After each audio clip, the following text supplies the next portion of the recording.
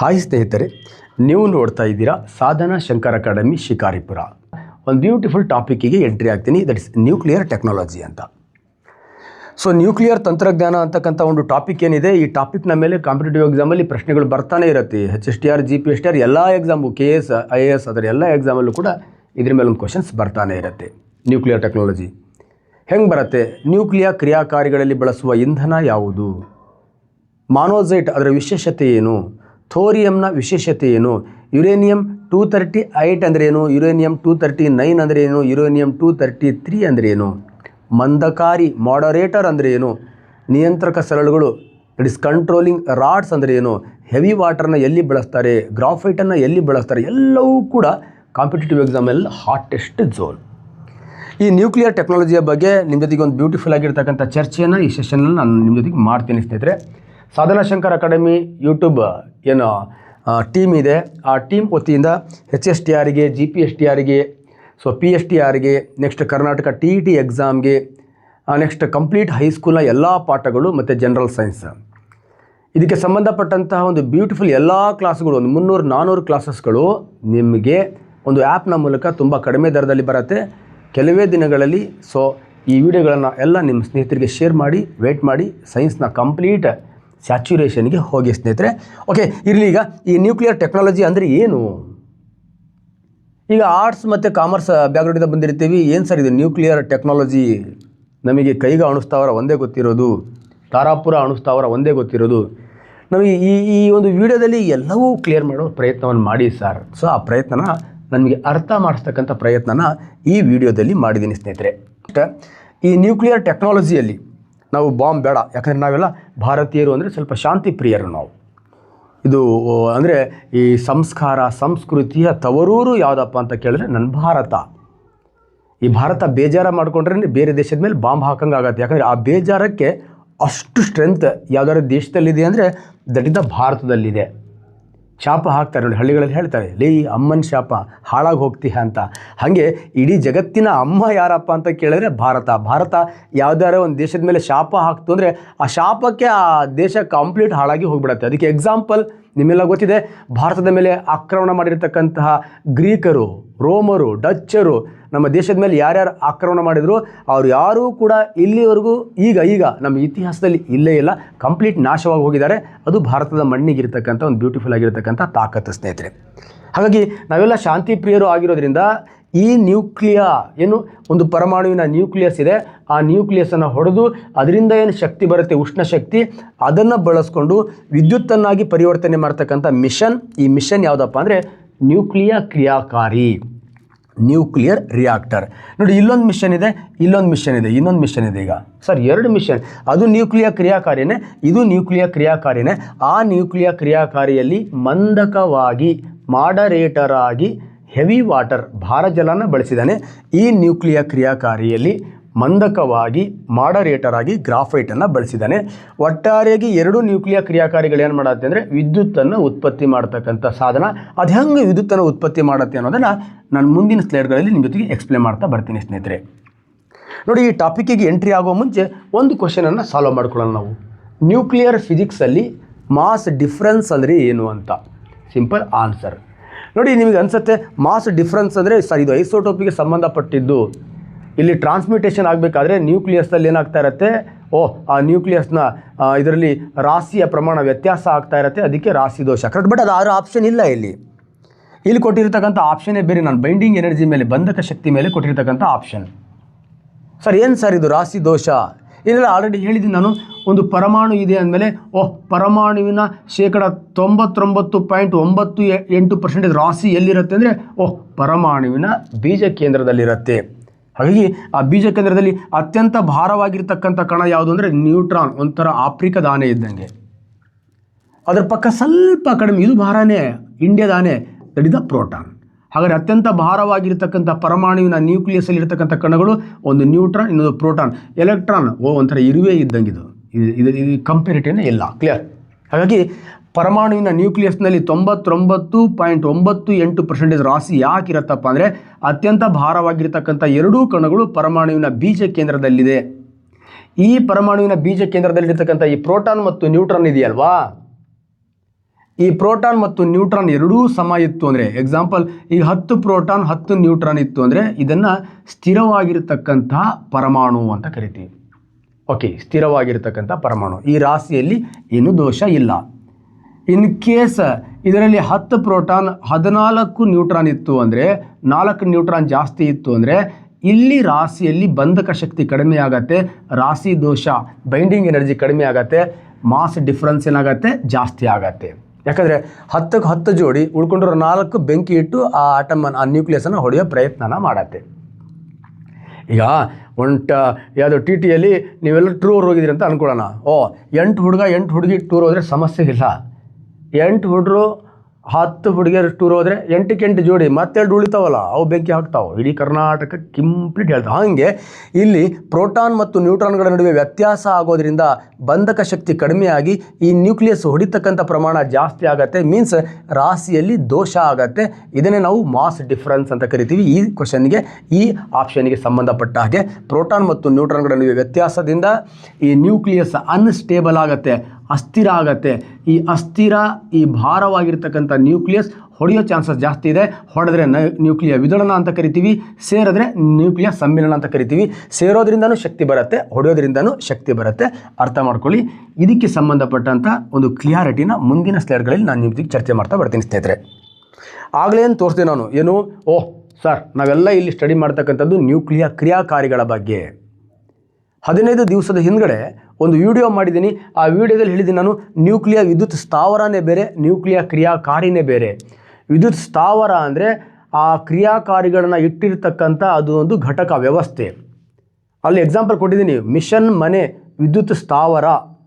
Mission ಮನೆಯಲ್ಲಿ mission ಎಷ್ಟದಾವ, ಹಿಟ್ಟಿನ ಮಿಷನ್ನು, ರಾಗಿ ಮಿಷನ್ನು, ಜೋಳದ್ದು, sambar powder. ಒಂದು ಮಿಷನ್ ಮನೆಯಲ್ಲಿ 3 ಮಿಷನ್ ಅದಾವ.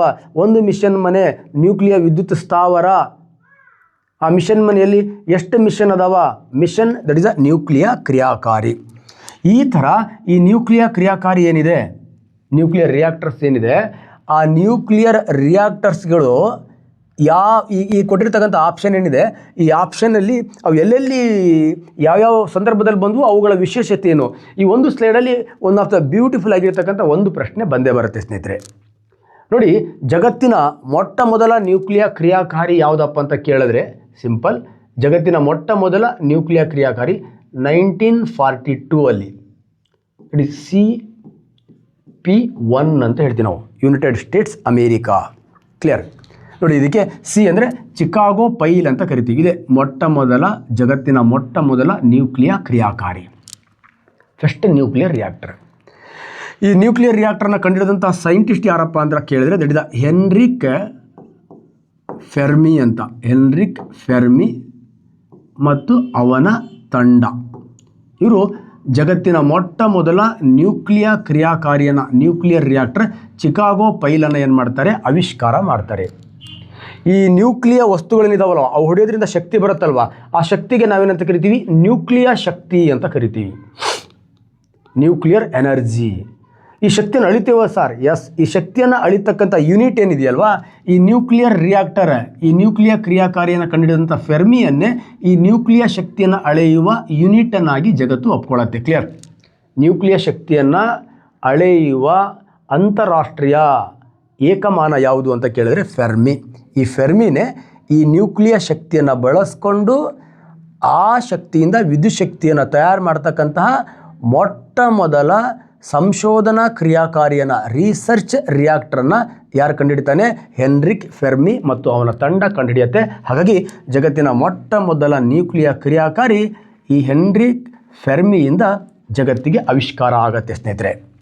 ಅದರಾದ ನಂತರ ಈ ಸಂಶೋಧನಾ ಕ್ರಿಯಾಕಾರಿಯ ನಂತರ ಮತ್ತೊಂದು ನ್ಯೂಕ್ಲಿಯರ್ ಕ್ರಿಯಾಕಾರಿಯ ಸಂಶೋಧನೆ ಆಗುತ್ತೆ 1951ರಲ್ಲಿ. ಆ ಕ್ರಿಯಾಕಾರಿ ಯಾವುದಪ್ಪ ಅಂತ ಕೇಳಿದ್ರೆ ಸಿಂಪಲ್, ಎಕ್ಸ್ಪೆರಿಮೆಂಟ್ ಬ್ರೀಡರ್ ರಿಯಾಕ್ಟರ್ 1 ಅಂತ. Experiment breeder reactor 1. ಓಕೆ, ಪ್ರಾಯೋಗಿಕ ಬ್ರೀಡರ್ ಕ್ರಿಯಾಕಾರಿ 1 ಇದೆ. ಮೊಟ್ಟ ಮೊದಲು ವಿದ್ಯುತ್ತನ್ನು ಉತ್ಪತ್ತಿ ಮಾಡಿದ ನ್ಯೂಕ್ಲಿಯ ಕ್ರಿಯಾಕಾರಿ ಇದೊಂದು ಬ್ರೀಡರ್ ಕ್ರಿಯಾಕಾರಿ. ಅದು ಹೇಳ್ತೀನಿ, ಬ್ರೀಡರ್ ಅಂದರೆ ಏನು. ಇದೆ ಮೊಟ್ಟ ಮೊದಲು ವಿದ್ಯುತ್ತನ್ನು ಉತ್ಪತ್ತಿ ಮಾಡಿದ ನ್ಯೂಕ್ಲಿಯ ಕ್ರಿಯಾಕಾರಿ. ಹಾಗಾದರೆ ಮೊಟ್ಟ ಮೊದಲು ವಿದ್ಯುತ್ತನ್ನು ಜಗತ್ತಲ್ಲಿ ಉತ್ಪತ್ತಿ ಮಾಡಿರ್ತಕ್ಕಂತಹ ನ್ಯೂಕ್ಲಿಯರ್ ಕ್ರಿಯಾಕಾರಿ ಯಾವುದಪ್ಪ ಅಂತ ಕೇಳಿದ್ರೆ ಎಕ್ಸ್ಪೆರಿಮೆಂಟಲ್ ಬ್ರೀಡರ್ ರಿಯಾಕ್ಟರ್, ಪ್ರಾಯೋಗಿಕ ಬ್ರೀಡರ್ ಕ್ರಿಯಾಕಾರಿ. ಇದೇನು ಉತ್ಪತ್ತಿ ಮಾಡುತ್ತೆ ವಿದ್ಯುತ್ತು, ಅಲ್ಲೇನು ಆ ವಿದ್ಯುತ್ತನ್ನು ಸ್ಟೋರ್ ಮಾಡಲಿಕ್ಕೆ ಗ್ರಿಡ್ ಇರುತ್ತೆ. ಆ ಗ್ರಿಡ್ಡಲ್ಲಿ ಇರ್ತಕ್ಕಂಥ 4 ಬಲ್ಬ್ಗಳನ್ನು ಮಾತ್ರ ಹೊತ್ಸತ್ತೆ. ಬಟ್ ಆದರೆ ಎಕ್ಸಾಮಲ್ಲಿ ಕ್ವಶನ್ ಆಯಿತು, ಫಸ್ಟ್ ಪವರನ್ನು ಪ್ರೊಡ್ಯೂಸ್ ಮಾಡಿರ್ತಕ್ಕಂಥ ರಿಯಾಕ್ಟರ್ ಯಾವುದಪ್ಪ ಅಂತ ಕೇಳಿದ್ರೆ ದಟ್ ಇಸ್ ದ EBR ಅಂತ. ಇದು ಆದ ನಂತರ ಮತ್ತೆ ಇನ್ನೊಂದು ಬ್ಯೂಟಿಫುಲ್ ಆಗಿರ್ತಕ್ಕಂಥ ಕ್ರಿಯಾಕಾರಿ ಬರುತ್ತೆ, ದಟ್ ಈಸ್ ಅದು AM1 1954 AM1 ಅಂತ. ಇದು ಕೂಡ ಯುನೈಟೆಡ್ ಸ್ಟೇಟ್ಸ್ ಏನಿದೆ ಅಲ್ಲಿ ಒಬಿನಿಸ್ಕಿ ಅಂತಕ್ಕಂಥ ಪವರ್ ಪ್ಲ್ಯಾಂಟ್. ಇದು ಒಬಿನಿಸ್ಕಿ ಅಂತಕ್ಕಂಥ ಪವರ್ ಪ್ಲ್ಯಾಂಟಲ್ಲಿ AM1 ಅಂತಕ್ಕಂಥ ರಿಯಾಕ್ಟರ್ ನೆಕ್ಸ್ಟ್ ವಿದ್ಯುತ್ತನ್ನು ಉತ್ಪತ್ತಿ ಮಾಡುತ್ತೆ. ಈ ವಿದ್ಯುತ್ತು ಅಲ್ಲಿನ ಗ್ರಿಡ್ ಏನಿದೆ, ಗ್ರಿಡ್ ಅಂದರೆ ವಿದ್ಯುತ್ ಉತ್ಪತ್ತಿ ಮಾಡಿದಾಗ ಆ ಹೆಚ್ಚು ಪ್ರಮಾಣದ ಬರ್ತಕ್ಕಂಥ ವಿದ್ಯುತ್ತನ್ನು ಸ್ಟಾಕ್ ಮಾಡಿ ಅದನ್ನು ಕಡಿಮೆ ಪ್ರಮಾಣಕ್ಕೆ ಇಳಿಸಿ ಬೇರೆ ಬೇರೆ ಬೇರೆ ಕಡೆ ಡಿಸ್ಟ್ರಿಬ್ಯೂಷನ್ ಮಾಡಬೇಕು. ಓಕೆ, ಬೇರೆ ಬೇರೆ ಬೇರೆ ಸಿಟಿಗಳಿಗೆ, ಹಳ್ಳಿಗಳಿಗೆ ಡಿಸ್ಟ್ರಿಬ್ಯೂಷನ್ ಮಾಡಬೇಕು. ಅಲ್ಲಿ ಸ್ಟೋರ್ ಮಾಡ್ತಕ್ಕಂಥ ಯೂನಿಟಿಗೆ ಗ್ರಿಡ್ ಅಂತ ಕರಿತೀವಿ. ಬಟ್ ಈ AM1 ಒಬಿನಿಸ್ಕಿ ಪವರ್ ಪ್ಲ್ಯಾಂಟಲ್ಲಿ ಇರ್ತಕ್ಕಂಥ ಈ ರಿಯಾಕ್ಟರ್ ಏನು ವಿದ್ಯುತ್ತನ್ನು ಉತ್ಪತ್ತಿ ಮಾಡುತ್ತೆ, ಈ ವಿದ್ಯುತ್ತು ಇಡೀ ಗ್ರಿಡ್ಗೆ ತಲುಪತ್ತೆ, ಆದರೆ ಗ್ರಿಡ್ಡಿಂದ ಹೊರಗಡೆ ಹೋಗಲ್ಲ. ಹಾಗಾದರೆ ಗ್ರಿಡ್ಡಿಂದ ಹೊರಗಡೆ ಮೊಟ್ಟ ಮೊದಲು ಡೊಮೆಸ್ಟಿಕ್ ಸಾರ್ವಜನಿಕರಿಗೆ ವಿದ್ಯುತ್ತನ್ನು ಕೊಟ್ಟಂಥ ಕ್ರಿಯಾಕಾರಿ ಯಾವುದು, ಅದು ನೆಕ್ಸ್ಟ್ ಸ್ಲೈಡಲ್ಲಿ ನಿಮಗೆ ಕ್ಲಿಯಾರಿಟಿ ಕೊಡ್ತೀನಿ. ಅಲ್ಲಿದೆ ಅದು ಪ್ಲ್ಯಾಂಟ್ಸ್. ಈಗ ನಿಮಗೆ ಗೊತ್ತಾಗಿದೆ ಜಗತ್ತಿನ ಮೊಟ್ಟ ಮೊದಲ ಕ್ರಿಯಾಕಾರಿ ಚಿಕಾಗೋ ಪೈಲ್, ಮೊಟ್ಟ ಮೊದಲು ವಿದ್ಯುತ್ತನ್ನು ಉತ್ಪತ್ತಿ ಮಾಡಿರ್ತಕ್ಕಂತಹ ಕ್ರಿಯಾಕಾರಿ ಪ್ರಾಯೋಗಿಕ ಬ್ರೀಡರ್ ರಿಯಾಕ್ಟರ್, ಅದು ಬರೀ 4 ಬಲ್ಪನ್ನು ಮಾತ್ರ ಹೊತ್ತಿಸ್ತು. ನೆಕ್ಸ್ಟ್ ಮೊಟ್ಟ ಮೊದಲು ವಿದ್ಯುತ್ತನ್ನು ಕಂಪ್ಲೀಟ್ ಉತ್ಪತ್ತಿ ಮಾಡಿ ಗ್ರಿಡ್ಡನ್ನು ತುಂಬಿಸಿದ ಕ್ರಿಯಾಕಾರಿ ಯಾವುದಪ್ಪ ಅಂತ ಕೇಳಿದ್ರೆ ಒಬಿನಿಸ್ಕಿಯಲ್ಲಿರೋ AM1 ಅಂತಕ್ಕಂಥ ಕ್ರಿಯಾಕಾರಿ. ಈಗ ನಮಗೆ ಮುಂದೆ ಇನ್ನೊಂದು ಪ್ರಶ್ನೆ ಇರ್ತಕ್ಕಂಥದ್ದು, ಯಾವ ಕ್ರಿಯಾಕಾರಿ ಮೊಟ್ಟ ಮೊದಲು ಡೊಮೆಸ್ಟಿಕ್ ಆಗಿ ವ್ಯಾವಹಾರಿಕವಾಗಿ ವಿದ್ಯುತ್ತನ್ನು ಹಳ್ಳಿಗೂ ಸಪ್ಲೈ ಮಾಡ್ತು ಜಗತ್ತಲ್ಲಿ, ಅದಿದೆ. ಭಾರತದಲ್ಲಿ ಯಾವುದಿದೆ, ಸ್ವಲ್ಪ ಭಾರತದಲ್ಲಿ ಯಾವುದಿದೆ ಅಂತ ಹೇಳ್ಕೊಂಡು ಜಗತ್ತಿಗೆ ಎಂಟ್ರಿ ಆಗ್ತೀನಿ ಸ್ನೇಹಿತರೆ. ಭಾರತದಲ್ಲಿ ಮೊಟ್ಟ ಮೊದಲ ನ್ಯೂಕ್ಲಿಯರ್ ಕ್ರಿಯಾಕಾರಿ ಯಾವುದಪ್ಪ ಅಂತ ಕೇಳಿದ್ರೆ ದಟ್ ಇಸ್ ಅಪ್ಸರಾ. ಇದು ಭಾರತದ ಮೊಟ್ಟ ಮೊದಲ ನ್ಯೂಕ್ಲಿಯರ್ ಕ್ರಿಯಾಕಾರಿ. ಇದು ಎಂತಹ ನ್ಯೂಕ್ಲಿಯರ್ ಕ್ರಿಯಾಕಾರಿ ಅಂದರೆ ರಿಸರ್ಚ್, ಸಂಶೋಧನಾ ಕ್ರಿಯಾಕಾರಿ. ಬಾಬಾ ಅಟೋಮಿಕ್ ರಿಸರ್ಚ್ ಸೆಂಟರ್ ಟ್ರಾಂಬೆಯಲ್ಲಿ ಮೊಟ್ಟ ಮೊದಲು ಅಪ್ಸರಾ ಅಂತಕ್ಕಂಥ ಸಂಶೋಧನಾ ಕ್ರಿಯಾಕಾರಿ ರಿಸರ್ಚ್ ರಿಯಾಕ್ಟರನ್ನು 1956 ಸ್ಥಾಪನೆ ಮಾಡ್ತಾರೆ ಸ್ನೇಹಿತರೆ. ಅದಾದ ನಂತರ ಸೈರಸ್ ಅಂತಕ್ಕಂಥ ಮತ್ತೊಂದು ಸಂಶೋಧನಾ ಕ್ರಿಯಾಕಾರಿ, ಸೈರಸ್ ಅಂತಕ್ಕಂಥ ಮತ್ತೊಂದು ಕೆನಡಾ ಇಂಡಿಯಾ ರಿಯಾಕ್ಟರ್ಸ್ ಯುನೈಟೆಡ್ ಸ್ಟೇಟ್ಸ್ನ ಸಹಯೋಗದಲ್ಲಿ ಈ ಸೈರಸ್ ಅಂತಕ್ಕಂಥ ಮತ್ತೊಂದು ಸಂಶೋಧನಾ ಕ್ರಿಯಾಕಾರಿಯನ್ನು 1960ರಲ್ಲಿ ಸ್ಥಾಪನೆ ಮಾಡ್ತಾರೆ. ಹಾಗಾದರೆ ಇವೆರಡೂ ಕೂಡ ಪ್ರಾಯೋಗಿಕ ಕ್ರಿಯಾಕಾರಿಗಳು. ಏನು, ವಿದ್ಯುತ್ತನ್ನು ಹೇಗೆ ಉತ್ಪತ್ತಿ ಮಾಡ್ಕೊಳ್ಬೇಕು, ವೈದ್ಯಕೀಯ ಕ್ಷೇತ್ರದಲ್ಲಿ ಇದರಿಂದ ಏನಾದರೂ ಉಪಯೋಗ ಇದೆಯಾ, ಈ ಥರ ನಾವು ಎಕ್ಸ್ಪೆರಿಮೆಂಟ್ಗಳನ್ನು ಮಾಡಲಿಕ್ಕೆ ಸಹಾಯ ಮಾಡ್ತಕ್ಕಂಥ ಕ್ರಿಯಾಕಾರಿಗಳು ನಮ್ಮಲ್ಲಿ ಇನ್ನೂ ಕೂಡ 1960ರಲ್ಲೂ ಕೂಡ ವಿದ್ಯುತ್ತು ಉತ್ಪತ್ತಿ ಆಗಲಿಲ್ಲ. ನೋಡಿ, 1969ರಲ್ಲಿ ತಾರಾಪುರದಲ್ಲಿ ಒಂದು ಬ್ಯೂಟಿಫುಲ್ ಆಗಿರ್ತಕ್ಕಂಥ ತಾರಾಪುರ ಅಂತಕ್ಕಂಥ ನ್ಯೂಕ್ಲಿಯರ್ ಪವರ್ ಪ್ಲ್ಯಾಂಟ್. ಓಕೆ, 1969ರಲ್ಲಿ ತಾರಾಪುರ, ಬಾಂಬೆ ಏನಿದೆ ಅಲ್ಲಿ ತಾರಾಪುರ ಅಂತಕ್ಕಂಥ ಆ ಜಾಗದಲ್ಲಿ ನ್ಯೂಕ್ಲಿಯರ್ ವಿದ್ಯುತ್ ಸ್ಥಾವರ, ಇದು ಕ್ಲೀನಾಗಿ ನೆನ್ಪಿಟ್ಕೋಬೇಕು, ನ್ಯೂಕ್ಲಿಯರ್ ಪವರ್ ಪ್ಲ್ಯಾಂಟ್ ಸ್ಥಾಪನೆ ಆಗುತ್ತೆ. ಈ ನ್ಯೂಕ್ಲಿಯರ್ ಪವರ್ ಪ್ಲ್ಯಾಂಟಲ್ಲಿ machine that is BWRS, boiling water reactor ಅಂತ. ಬಾಯ್ಲಿಂಗ್ ವಾಟರ್ ರಿಯಾಕ್ಟರ್, ಈ ಬಾಯ್ಲಿಂಗ್ ವಾಟರ್ ರಿಯಾಕ್ಟರೇ 1969ನಲ್ಲಿ ಭಾರತದಲ್ಲಿ ಮೊಟ್ಟ ಮೊದಲು ವಿದ್ಯುತ್ತನ್ನು ಉತ್ಪತ್ತಿ ಮಾಡುತ್ತೆ. ಹಾಗಾದರೆ ಭಾರತದಲ್ಲಿ ಮೊಟ್ಟ ಮೊದಲು ವಿದ್ಯುತ್ತನ್ನು ಉತ್ಪತ್ತಿ ಮಾಡಿದ ವಿದ್ಯುತ್ ಸ್ಥಾವರ ಯಾವುದು ಅಂದರೆ ತಾರಾಪುರ.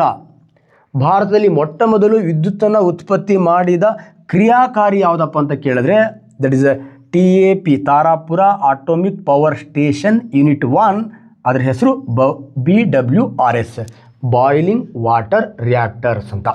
ಈ ಬಾಯ್ಲಿಂಗ್ ವಾಟರ್ ರಿಯಾಕ್ಟರ್ಸ್ TAPS-1 ನಾವು ನಮ್ಮ ದೇಶದ ಮೊಟ್ಟ ಮೊದಲು ವಿದ್ಯುತ್ತನ್ನು ಉತ್ಪತ್ತಿ ಮಾಡಿದ ವಿದ್ಯುತ್ ಸ್ಥಾವರ ಅಂತ ಹೇಳ್ತೀವಿ ಸ್ನೇಹಿತರೆ. ಈ ಥರ ಈ ವಿದ್ಯುತ್ ಸ್ಥಾವರ 1942ಅಲ್ಲಿ ಜಗತ್ತಲ್ಲಿ ಪ್ರಾರಂಭವಾಗುತ್ತೆ ಫೆರ್ಮಿಯಿಂದ. ಸೊ ಅಲ್ಲಿಂದ ಅದು ಎಲ್ಲ ಕಡೆ ಹರಡ್ತಾ ಬರುತ್ತೆ. ಭಾರತಲ್ಲೂ ಕೂಡ 1956ರಲ್ಲಿ ಅಪ್ಸರಾ ಅಂತಕ್ಕಂಥ ಸಂಶೋಧನಾ ಕ್ರಿಯಾಕಾರಿ ಬರುತ್ತೆ, ಸೈರಸ್ ಅಂತಕ್ಕಂಥ ಸಂಶೋಧನಾ ಕ್ರಿಯಾಕಾರಿ ಬರುತ್ತೆ. ಅದಾದ ನಂತರ ನ್ಯೂಕ್ಲಿಯರ್ ಪವರ್ ಪ್ಲ್ಯಾಂಟ್, ನ್ಯೂಕ್ಲಿಯರ್ ವಿದ್ಯುತ್ ಕ್ರಿಯಾಕಾರಿಯನ್ನು ಹೊಂದಿರತಕ್ಕಂಥ ಒಂದು ನ್ಯೂಕ್ಲಿಯರ್ ವಿದ್ಯುತ್ ಸ್ಥಾವರ ರೆಡಿ ಆಗುತ್ತೆ.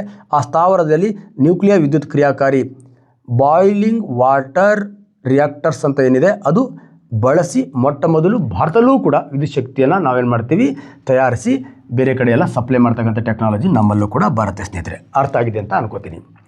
ಓಕೆ, ಇದು ಅರ್ಥ ಆದ ನಂತರ ನಿಮಗೆ ಆನ್ಸರ್ ಗೊತ್ತಾಗ್ಬಿಡುತ್ತೆ. ಆ ಇಸ್ವಿಗಳನ್ನು ನೋಡಿದಾಗ ಹ್ಞೂ ಸರ್ ಇಲ್ಲಿ ಯಾವುದು CP ಫೈಲ್ 1942 ಆಯಿತು, EWR 1951 ಆಯಿತು, AM1 ಒಬೆನೆಸ್ಕಿ ಇಡೀ ಗ್ರಿಡ್ಗೆ ಏನು ವಿದ್ಯುತ್ತನ್ನು ಸಪ್ಲೈ ಮಾಡಿತ್ತು ಅದು 1954 ಇತ್ತು.